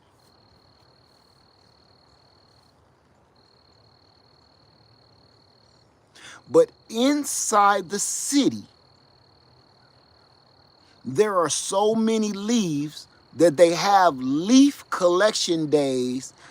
In my hometown, we had leaf collection days in the fall every year. So many leaves that our neighbors would have piled up like mounds of snow, piled up, right? And these big old trucks, street sweepers, come down the street and cranes gather up all them leaves every day for weeks until winter hit, gathering leaves, right? In every neighborhood. They do that in all the big cities. Ain't it funny how the city doesn't have a fraction of the trees that the country has, but it seems that leaves are everywhere. Stick with me because I'm going somewhere with this.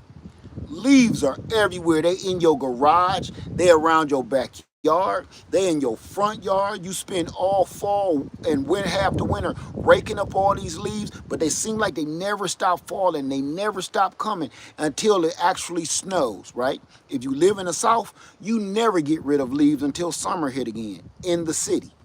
In the country, I have never, ever, even on my old land, had to rake leaves. It's a reason for that. Of course, we know it's not that many trees in the city. It's a lot of leaves. But the point I'm making is the leaves are like people. They have nowhere else to go. They stagnate. They collect. They do nothing but disintegrate and dissolve until somebody comes to collect you and put you away at the end of your life. People in the city are like leaves. Think about this. You don't have a purpose if you're a leaf in the city. You don't have a purpose. You just blow around in circles and pile up somewhere and you become a nuisance to everything around you. until some big truck and some heavy equipment come sweep you up and take you to the landfill because you're still useless. You serve no purpose. In the country, the reason you don't see any leaves, even though I'm in the middle of the freaking forest, is because everything in the wilderness and in the forest and in the wild and has a purpose. All these leaves come off these trees every year and they blow right back into the woods. They come across all of this land. This is 2 acres. They blow. You don't even see none up against that house. You don't see none up against the shed. You never seen none around my tents. You never seen none around the RV. It goes back into the woods and feeds the land and grows this land and makes it healthy and nurtured. So to me again,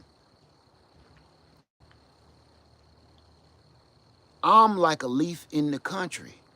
Out here, when I fall off and I blow around, I have a purpose. There is no end cycle to this. See, in the city, it's an end cycle when the machinery start to pick you up and haul you up to the landfill. Here, your life cycle never stops because now you're going to come around and you're going to blow off into those woods and all that fresh black soil that I showed you in there that we scraped up. I will become part of that. I will become part of this system. People in the country, it seems like it's always something to do purposefully. Not just walking to the mall, going to the store to spend money and waste time and no, run to the movies. No. It's always something to do here that has purpose.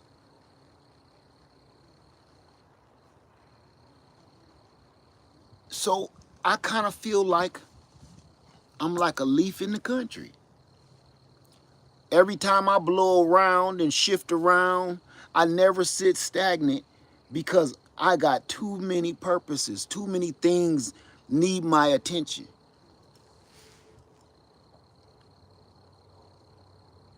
I was thinking about that the other day. When I went home and I saw all these damn leaves that I still got to get up that I haven't raked all year since fall. And I'm like, why won't they go anywhere? Why won't these leaves just blow away? We've had hurricanes, we've had high gust winds. Why won't these freaking leaves blow away? I'm going to tell you why. Because in the city, there's too many obstacles in the way for these leaves to blow away to even try to be useful. There's too many buildings, there's too many structures, there's too many detours, there's too many blockades for these leaves to do what they're naturally meant to do. Blow away and replenish the stuff that's still alive and growing. Or actually replenish the tree that you fell from. And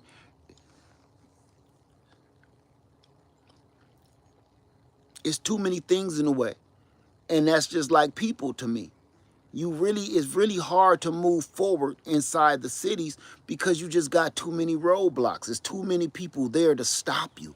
It's too many people there to talk you out of doing things that would make you useful. There's too many people in the city to sit there and keep telling you that's a dumb idea. You shouldn't do that. I don't think that's a good idea. Maybe you should try this instead. Out here, all I'm stuck with is my thoughts and my prayers. And most of the time, my questions are answered.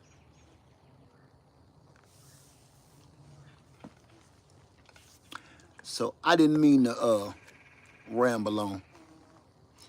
I just wanted to it just makes sense. We all deserve this peace of mind. We all deserve this. This land ownership should not be a privilege, because it is. It's a privilege, and it shouldn't be. Land ownership should be a right.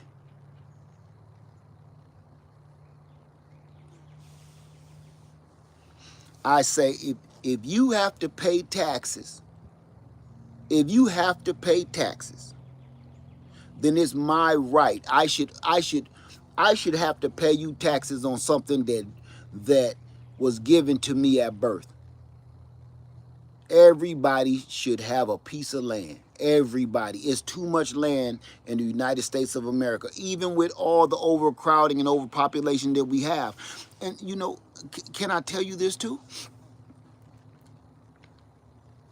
There is no overpopulation, and we keep talking about that stupid shit, and I keep hearing people say it. It is no overpopulation. It's not.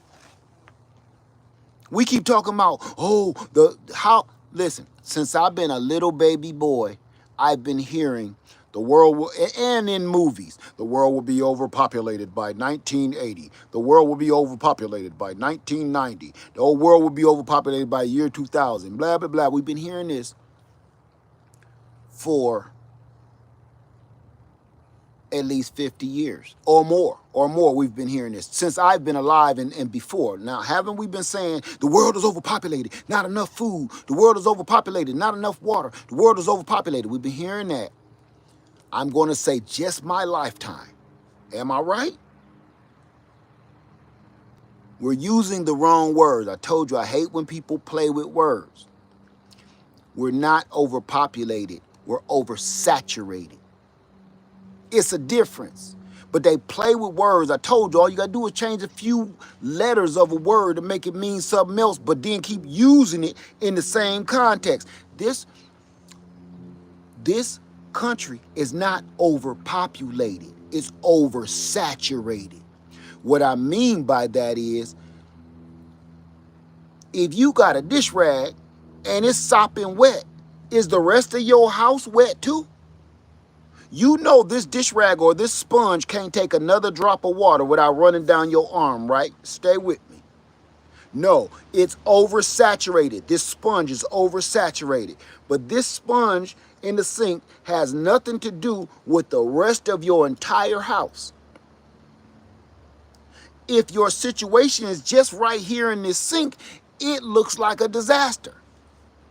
If your sole focus is right here in this kitchen sink and all the rags and the towels is oversaturated, it looks like a disaster. But that's only one portion of your entire house.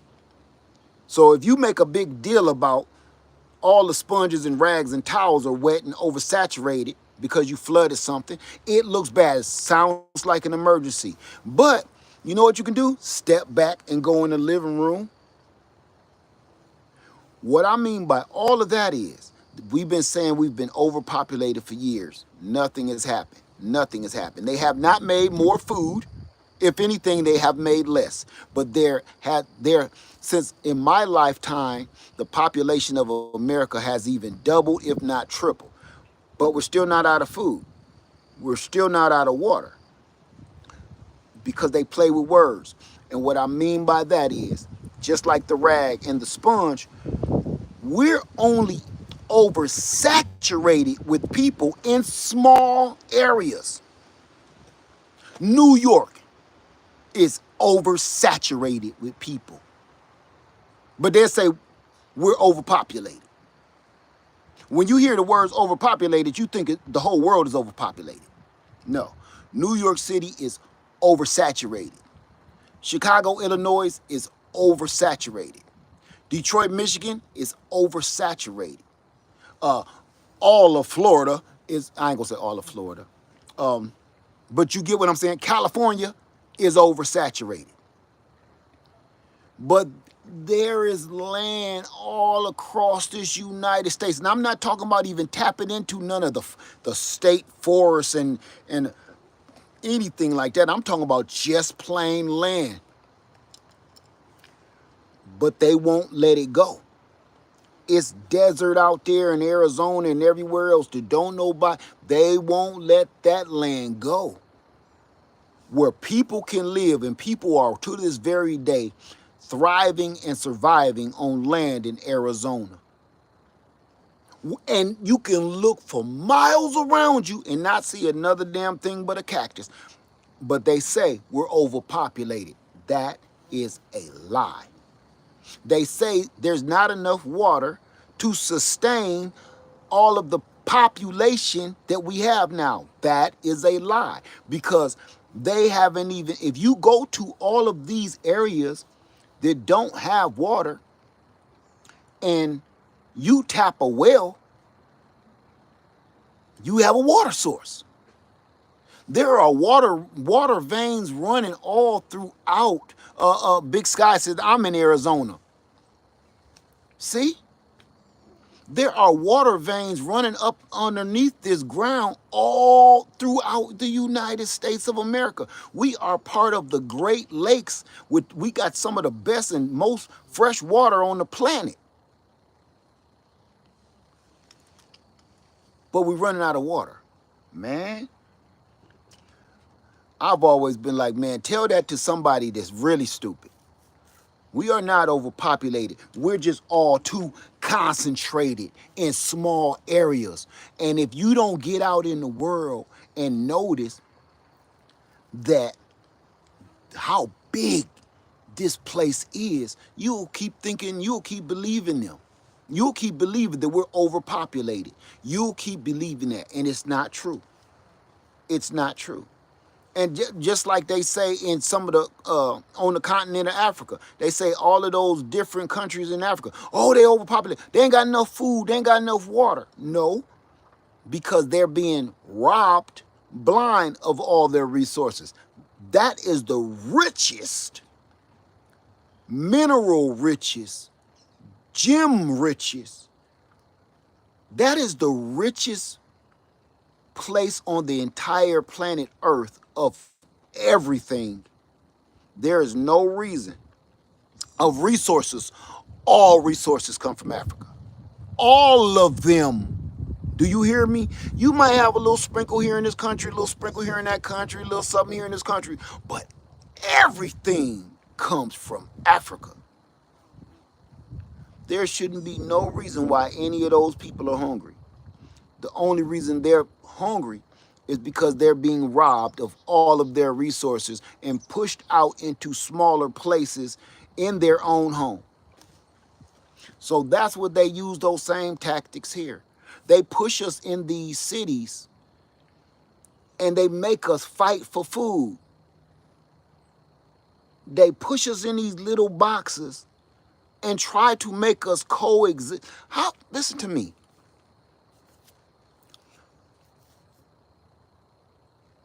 With all the mental damage that they've caused over all these hundreds of years, I want you to think about this. All these hundreds of years, the mental damage that they have done to the human psyche. And then they want to pack us, jam us all together in little tiny buildings with no money, the pressures of rent, the pressures of food, the pressures of mortgage, the pressures of taking care of a family, the pressures of taking care of children, and they won't give you anything to do with, but they got you cornered in this little box. But they want you to act sane. They want you to be an upstanding citizen. They want you to carry yourself responsibly and honorably and do unto others as others would do unto you. They want you to carry that, but at the same time, they poking you with a hot poker. They prodding you. We're jam-packed on top of each other in these cities, and we don't have to be. The only reason we accept it is because some of us don't know that there's more out here. The only how many people right now, tell me, you live in a city or you live in an apartment, how many people, the real reason you are where you are, it ain't because you don't want to do nothing else. It's probably because you've never seen anything like this. right? Some people, some people have never seen anything like this. They don't think that this is possible. It doesn't even seem sane for humans to live like this because they only know one kind of way.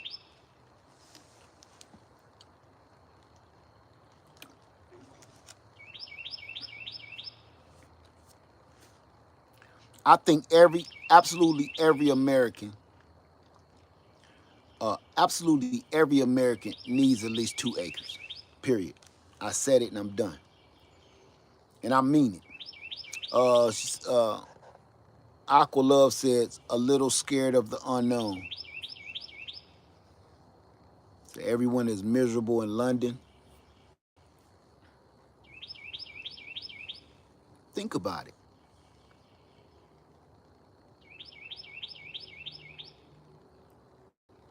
If you had a chance, let me show you something. Y'all know the haunted house, right? Y'all know the haunted house. That's a pretty big house. Imagine this. This is a 2 acre clearing. That imagine that's a extra long double wide mobile home, and then I got a single wide over here, right?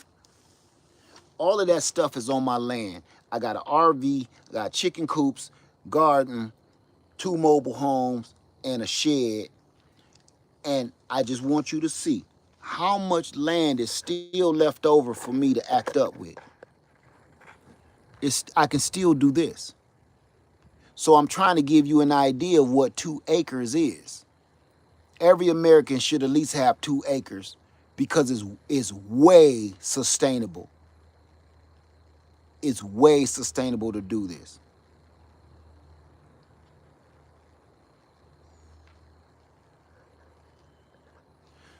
So when I move all of this stuff out the way, that's a 1/4 acre that mobile home is taking up. Even if I built my house and it's that big, man, look, I still got to get rid of this house and the RV and all that. Still got tons of space to do whatever. Start me a real farm. 2 acres is a lot of land. Don't sleep on just 2 acres. Don't sleep on that. That is a lot of land. So I'm just saying, if you just stuck on I gotta have 40 acres or I gotta have 40 20 or 30, if you stuck on that, you might want to just think about it. Ain't nothing wrong with 2 acres. Nothing. If you think about it, I'm only using 2 acres.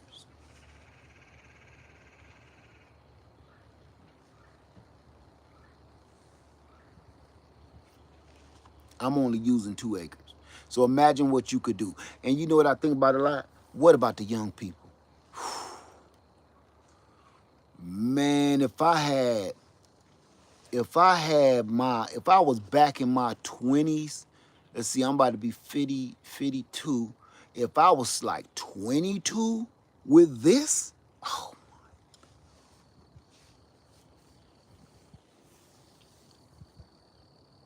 you know what I think on a lot? I think on all the energy that I used to spend on all of the bullshit that I used to do. And now I wish I had that energy back so I could really go hard on the land. If I had my 20 energy back, listen, old Led was like a bulldozer. I'm telling you, anybody in my life, if they say I didn't work my ass off, trust me, they lying to you. I was a bulldozer. I wasn't the one. I was the one. Man, what we doing? Oh, we about to tear this house down. This haunted house, I would have tore that down myself. I would have torn that down myself. And well, let me see. 2 years done went past. I would at least be half done. I would be over half done by myself. Say 2 acres is a lot of land to completely maintain. Yes, it is. 2 acres is a lot. Tell me about it. If I was young, if I was younger, all young people. If you older, because I keep seeing a lot of people say I'm 73, I'm 89. I keep seeing people pop up. Listen, okay, that's great. Um, well, if you find it and content with living that way, that's great. Ain't nothing wrong with that. What I'm saying is, well, we need. If you're fine living with .3 of an acre, what our job is now as elders is to convince the youth into purchasing land. If you're fine and content with no land and apartment and stuff, okay. But our job now is to convince the youth, the young folks, to stop buying big dinner plate belt buckles and invest, put some money down on some land and some property. Can you imagine being 24 years old and jumped on something like this?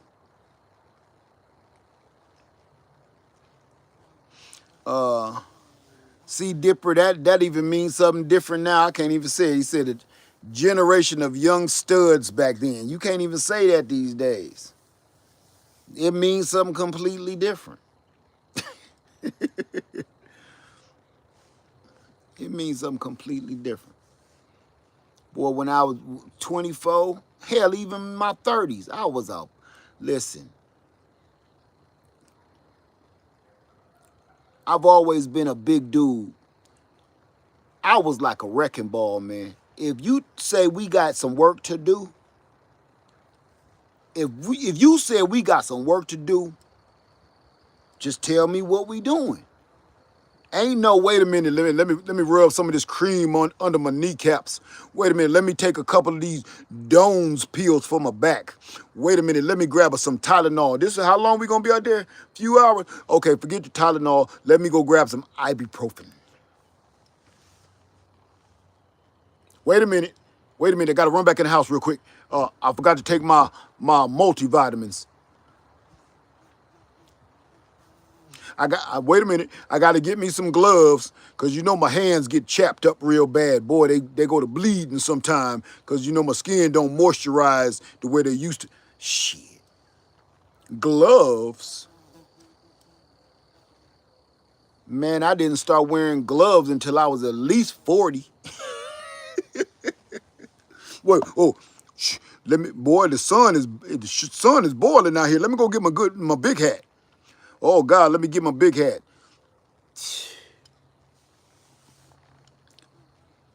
You been out there so long, you start kind of getting a little dizzy, like, you ain't tell me you invited your wife out here. Like, dude, what you talking about? Your wife standing over there, ain't she?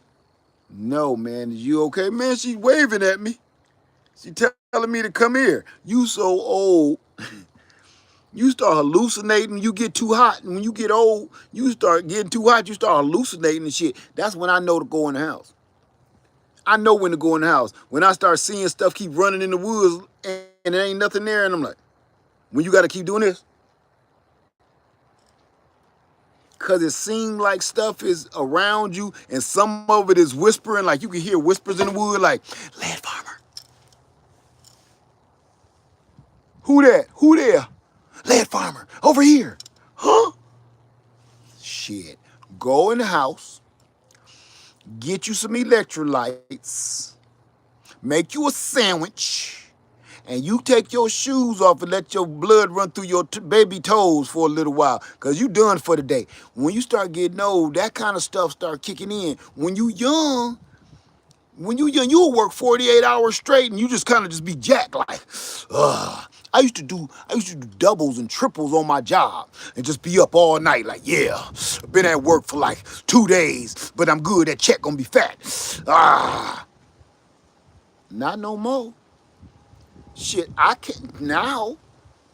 Shit, I be on the lawn tractor and I start getting sleepy. Forget talking about long road trips. I be like, You know when them lips get long, like Mo Better Blues or something. You that one eye, and you gotta keep doing this to stay woke.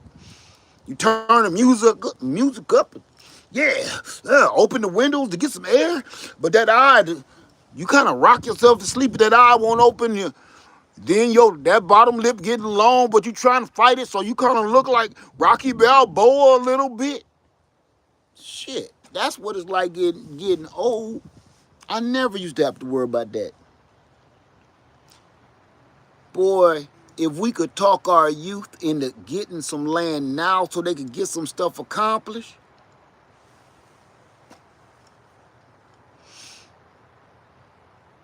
I would love to have done this in my 20s or even my 30s. I would have loved to done this.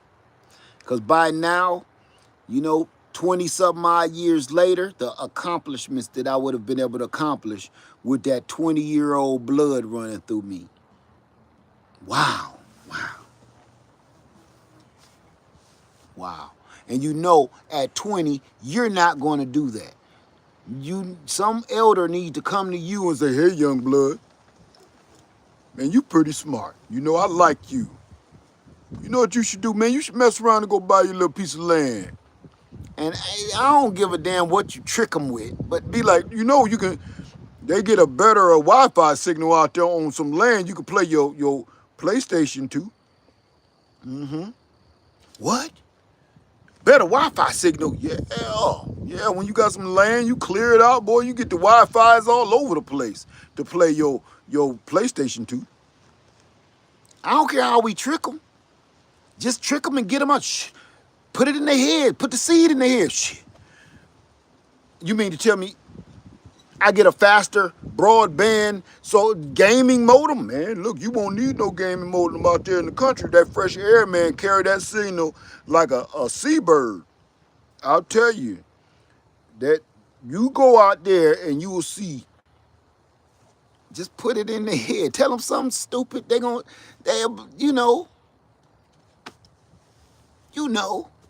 Anything to get them out there. Once they done bought the land, they stuck with it. Then they'll figure it out. Like, hey, man, you lied to me, Pops. Ain't no Wi-Fi's out here. Oh, I thought you said you was looking for some wives. See, boy, you talk too funny. Where you from, up the north? You are from north, ain't you? Y'all talk too funny. I told you go out to the country and you have all the wives that you can handle. I ain't say nothing about no Wi-Fi. I may have drunk a little bit too much Hennessy and said wifey, but maybe I pronounced it wrong. Now you can go out there and find you a good woman. Oh dear. You lied to me, old man. Well, why you accusing me? That girl over there in the corner by the wood, that pine tree, got her eye on you. Go talk to her. Get on away from me. Shoo. To be 20-something again with this kind of potential. I'd have dug that pond my damn self with a old Home Depot shovel and a bottle of water. A bottle of water. I bet, and don't even have to pee until it's time to go to bed. Now I'll be like, oh, I'll be right back. oh, hang on a second, I'll be right back. You'll be having the best conversation. Yeah, man, we was out there. Oh, wait a minute. I'll be right back. Either you got doo-doo or you got to pee. You start getting too old, man. You'll be out there like, yeah, I'm going to plant all these trees today. I'm going to plant all these trees. Uh-oh. I plan on planting all these trees out here, right? Around the driveway. Plan on planting all these trees. But if I'm going to be way out there, I'm going to take me a bucket with me. Because I'm going to be like, uh-oh. You got to drop it wherever you at. And go ahead, make it rain, clear it out. When the spirit moves you, It's like, look, when you start getting a little older, your bowels is like juicy fruit is gonna move ya. It gets right to ya. Juicy fruit, the taste is gonna move ya bowels. Shit.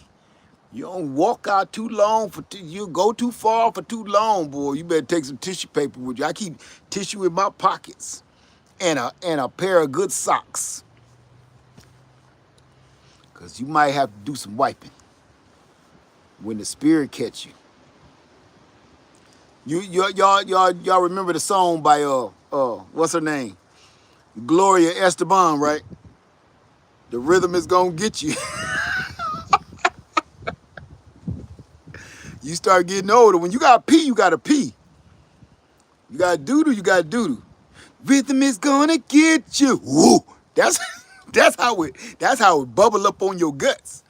Rhythm is gonna get you. Rhythm is gonna get you. Woo! Yeah, rhythm is gonna get you tonight. I woke up in the middle of the night last night. The rhythm got me. Oh, too many of them leafy greens, boy. I had to get up. The rhythm got me. Rhythm is gonna get you. Woo! Woke you up like, oh. Let me go on. That's why you think grown folks stop wearing drawers after a certain age. Don't. If you're gonna mess it up, don't mess up everything. Just mess up some pajama pants. So, oh. Mess up a good pair of drawers. But it is what it is. I'ma still do the best I can do while I'm still on this rock. And that's why I'm trying my hardest to get healthier. I'm trying to get weight off me so I don't got to keep carrying all this weight around, so I can move slicker, faster, and don't have as many like pains and aches and ailments. So that's why I'm focusing on getting healthy, because frankly, that's the only way it's going to kind of help you live longer, unless you know you got some kind of debilitating disease. Um, uh, AMR said, I'm thinking about the lyrics. You can fight it every day.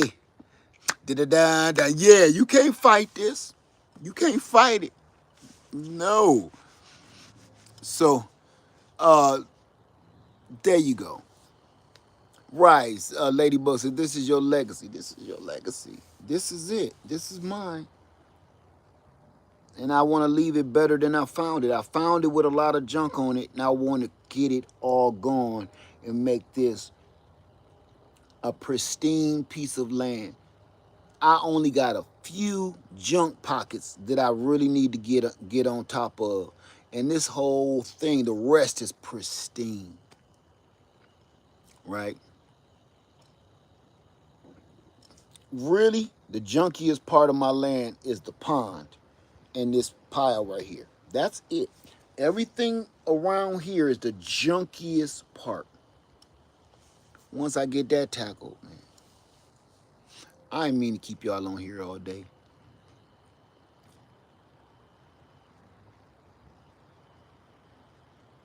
I'm going to get on off of here. I should have been gone. I want to say thank you to everybody for the super chats. I mean that from the bottom of my heart, because you have no idea.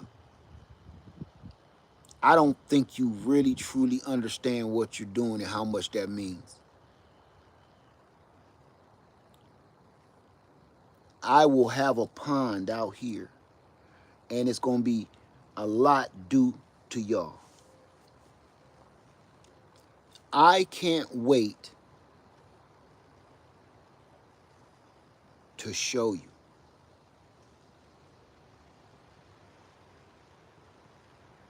I can't wait to show you that. I can't wait to stand on the top of that mound and look down in that pit that will become my pond. I cannot wait for that.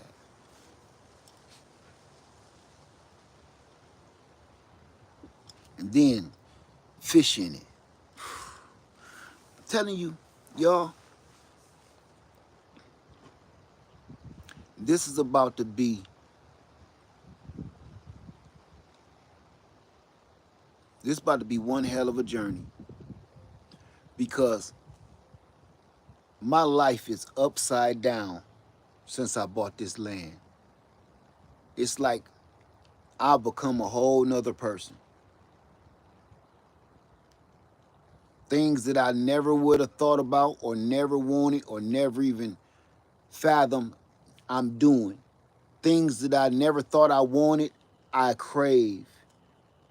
Everything about me has changed. I don't even like going back to the city. I don't even like it. I do not like, you know, going back home, even though I got a beautiful home. Soon as I get close, I start hitting those city limits, and then you hear all that freaking noise, the traffic, the ambulance, the police, the horns, and the traffic lights, and then you get in your neighborhood, and then you hear leaf blowers, lawn mowers, hammers, roofers, nail guns, construction, all this shit. And nothing inside the city ever shuts up. Loud music, bad muffler, loud pipes on purpose, right, hyper ghost stunts, neighbors yelling, or even this. This is one get on my damn nerves right here. Out of all of that, you want to know what get on my nerves the worst? One of the worst things?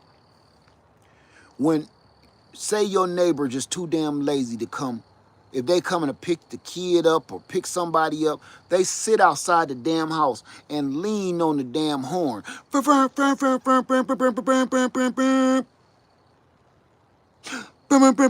Man, get your greasy ass out the car, man, and go and knock on the door or leave. They will wake up the whole neighborhood because they carpooling. Hey, call them on the freaking phone. You got one in your hand. If you just pulled up in front of their house and you want them to come out while he's still in there eating toast, kissing his wife, bring, hey, I'm out front. Let's go. Why do people still honk the freaking horn when they picking people up? But that's the stuff we deal with when we get inside that city, and you can't say nothing, or else it's gonna be road rage. That's insane to me. So, and that's the other thing in the city, road rage. Road rage. People mad because people are mad in the city because they in the city. And you know what they do? When you in the city, because I'm guilty of this too. When you inside the city limits, you complain about city limit shit.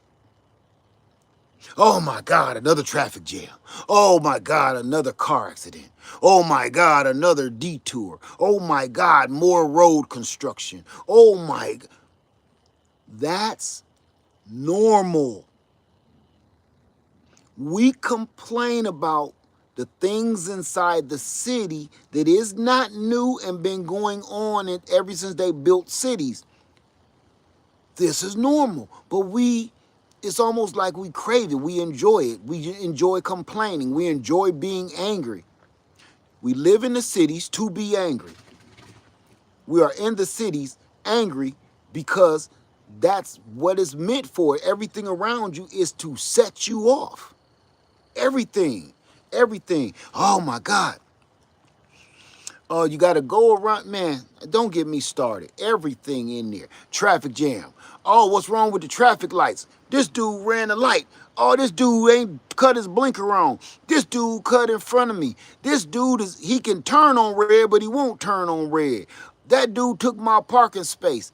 Man, listen, I'm fed up. I'm fed up with that lifestyle. I am.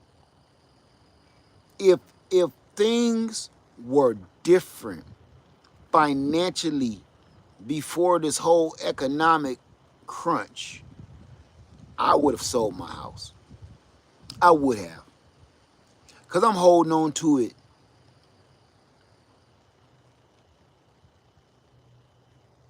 If things were financially, economically better with this country, I would have sold it.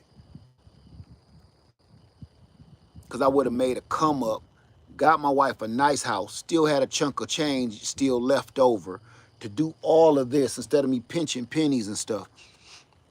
But things ain't that way. So, but I think that chapter of my life of living around so many freaking people, I think that chapter of my life is I'm about to the end. I'm about to the end. I'm at the credits on that. I do not take pleasure in being around a bunch of freaking people screaming at each other all day and all night. I'm over that. And I know inside the cities there are amenities that don't nobody want to get rid of. Don't nobody want to get rid of running water. Don't nobody want to get rid of electricity. Don't nobody want to get rid of all of the things that spoiled us and keep us spoon-fed. But I'll sacrifice that because I don't have to argue with nobody. I don't have to yell at nobody. I don't got to explain, man, that is a handicap spot. I'm handicapped. I need to park there. You hear that discussion all the time. You hear that discussion all the time. But what this has done for me by keeping my house and having this, it lets me see the stark differences of the two, and it's also let me see exactly where I truly belong, where I'm meant to be. I am not meant to be in the city, man. I'm not. I'm a city boy, was born and raised in the city, born and raised in the snow. I'm not meant to be in the snow, and I'm not meant to be in the city. I'm not. I never have had that. I never have. My whole family thought I was crazy even when I was a little kid because I was doing stuff like this when I was a little kid. Everybody else, they out playing baseball and basketball and football. But me, I'm in the woods building clubhouses out of sticks. Everybody knew where I was. I'm in the woods. You trying out for basketball this year? Mm-mm. Have no interest. You going out for baseball? I have zero interest in baseball. You going for track? Look at me. Do it look like I'm about to run track? No, thank you. I'm be in the woods.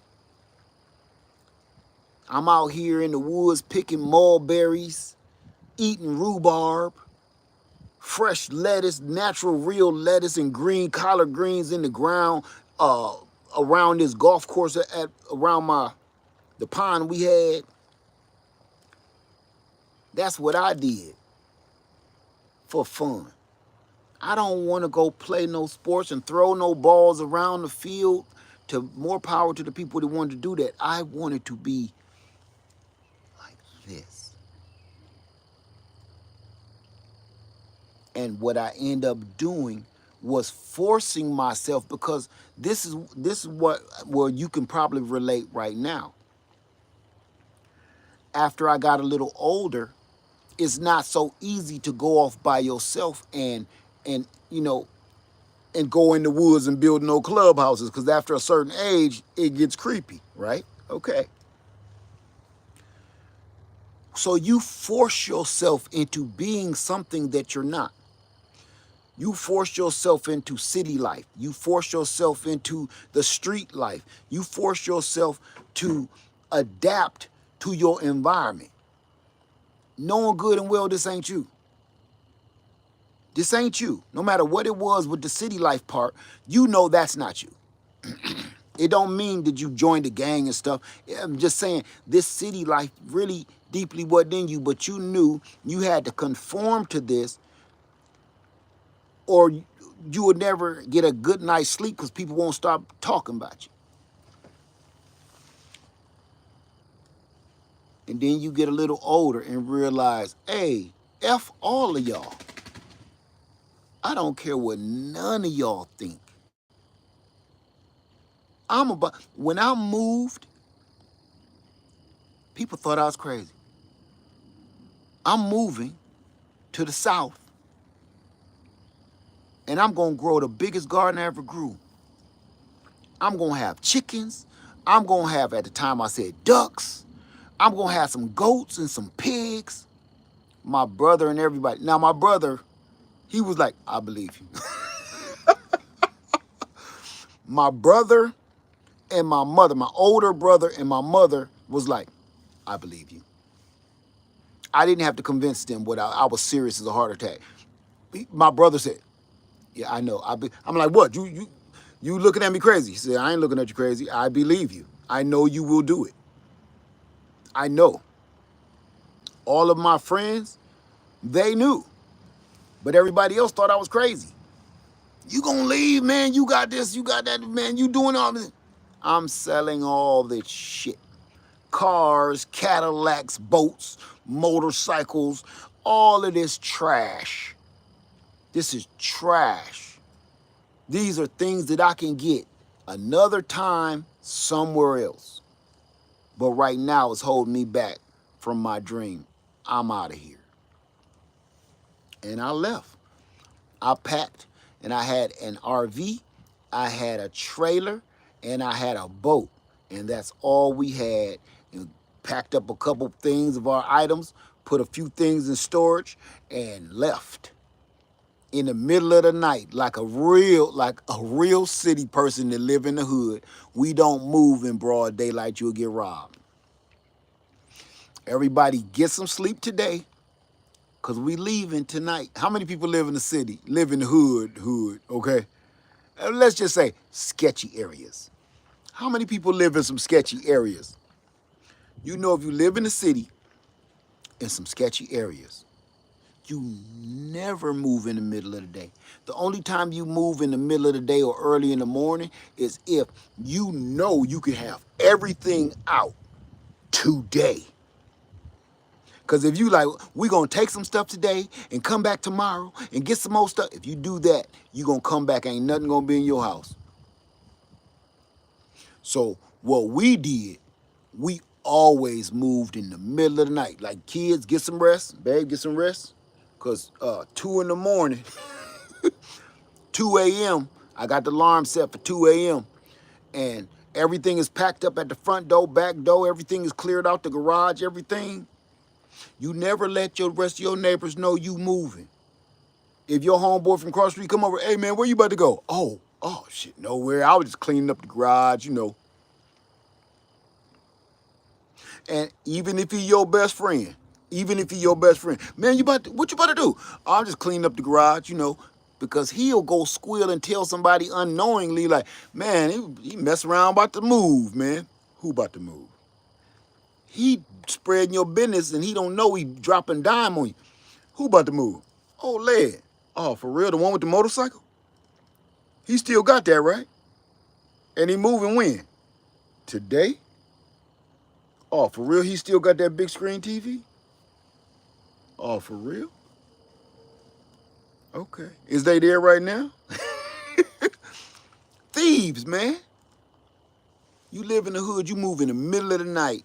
And then if you got some stuff left over, you come back home first thing in the morning and get some sleep that day. Come out, get your mail and stuff. Hey, Miss Bradshaw, how y'all doing? What's up, Ricky? Man, you better get out that street before I tell your daddy. And then that night, that second night, do it again and clear it all out. It's like a magic trick, a hood magic trick. You never move in the daytime. I did that once, got robbed. You talking about Batman and Robin. I got robbed. I got black robbed. So shit. When you get black robbed, it's like, whoa. You come back in the living room like, whoa. They got everything. That's called getting black robbed. Shit. You ain't even mad when you get robbed like that. You're in disbelief. You know what I mean? When you get robbed like that, you're not angry. You're not, somebody took my stuff. No, you like, how the hell did they get all of this shit out of here in an hour? Your neighbor's like, man, it was only one dude I seen go down in your backyard, jump the gate. One dude? I was gonna ask all y'all to help me move this TV. Them crackheads is like superheroes, man. They like criminal masterminds. A crackhead, they the strongest animals on earth. Oh my goodness. They carry big booty TVs under their arm. Y'all remember how heavy them big booty TVs was? They carried them badunkadunk TVs under their arm like a newspaper. Hey man, wanna buy a TV? You mean that big ass TV? Yeah. Hold it down. Do you want it or what? How much? You got $5? Yeah, I think we can work something out. He handed to you, he handed you that big ass TV like this, huh? Like it's nothing. You grab it like, oh man, help me put it in the trunk. You want this $5, don't you? Help me put it in the trunk. I'll help you put it in the trunk for another $5. Man, help me, man. Come on. Crackheads, superheroes. Yeah. Refrigerators on their back riding on a little girl 10-speed from the 70s. On a bicycle. Never missing a beat. Focused. Let me stop. We've been on here way too long, and now I'm getting sleepy. I told you I'm old. I'm getting sleepy, and I might have to go to the bathroom. So I told y'all how this gonna go. So I'm gonna let y'all go. All right.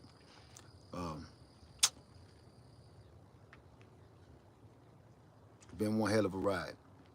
I want to say thank you guys. Thank everybody for everything. All of you, thank you. People with the super chats, thank you. Thank you. You helping make this dream come true. All right. With that being said, everybody have a wonderful night. Live Farmer 73. I love you, and I'm out. Happy birthday.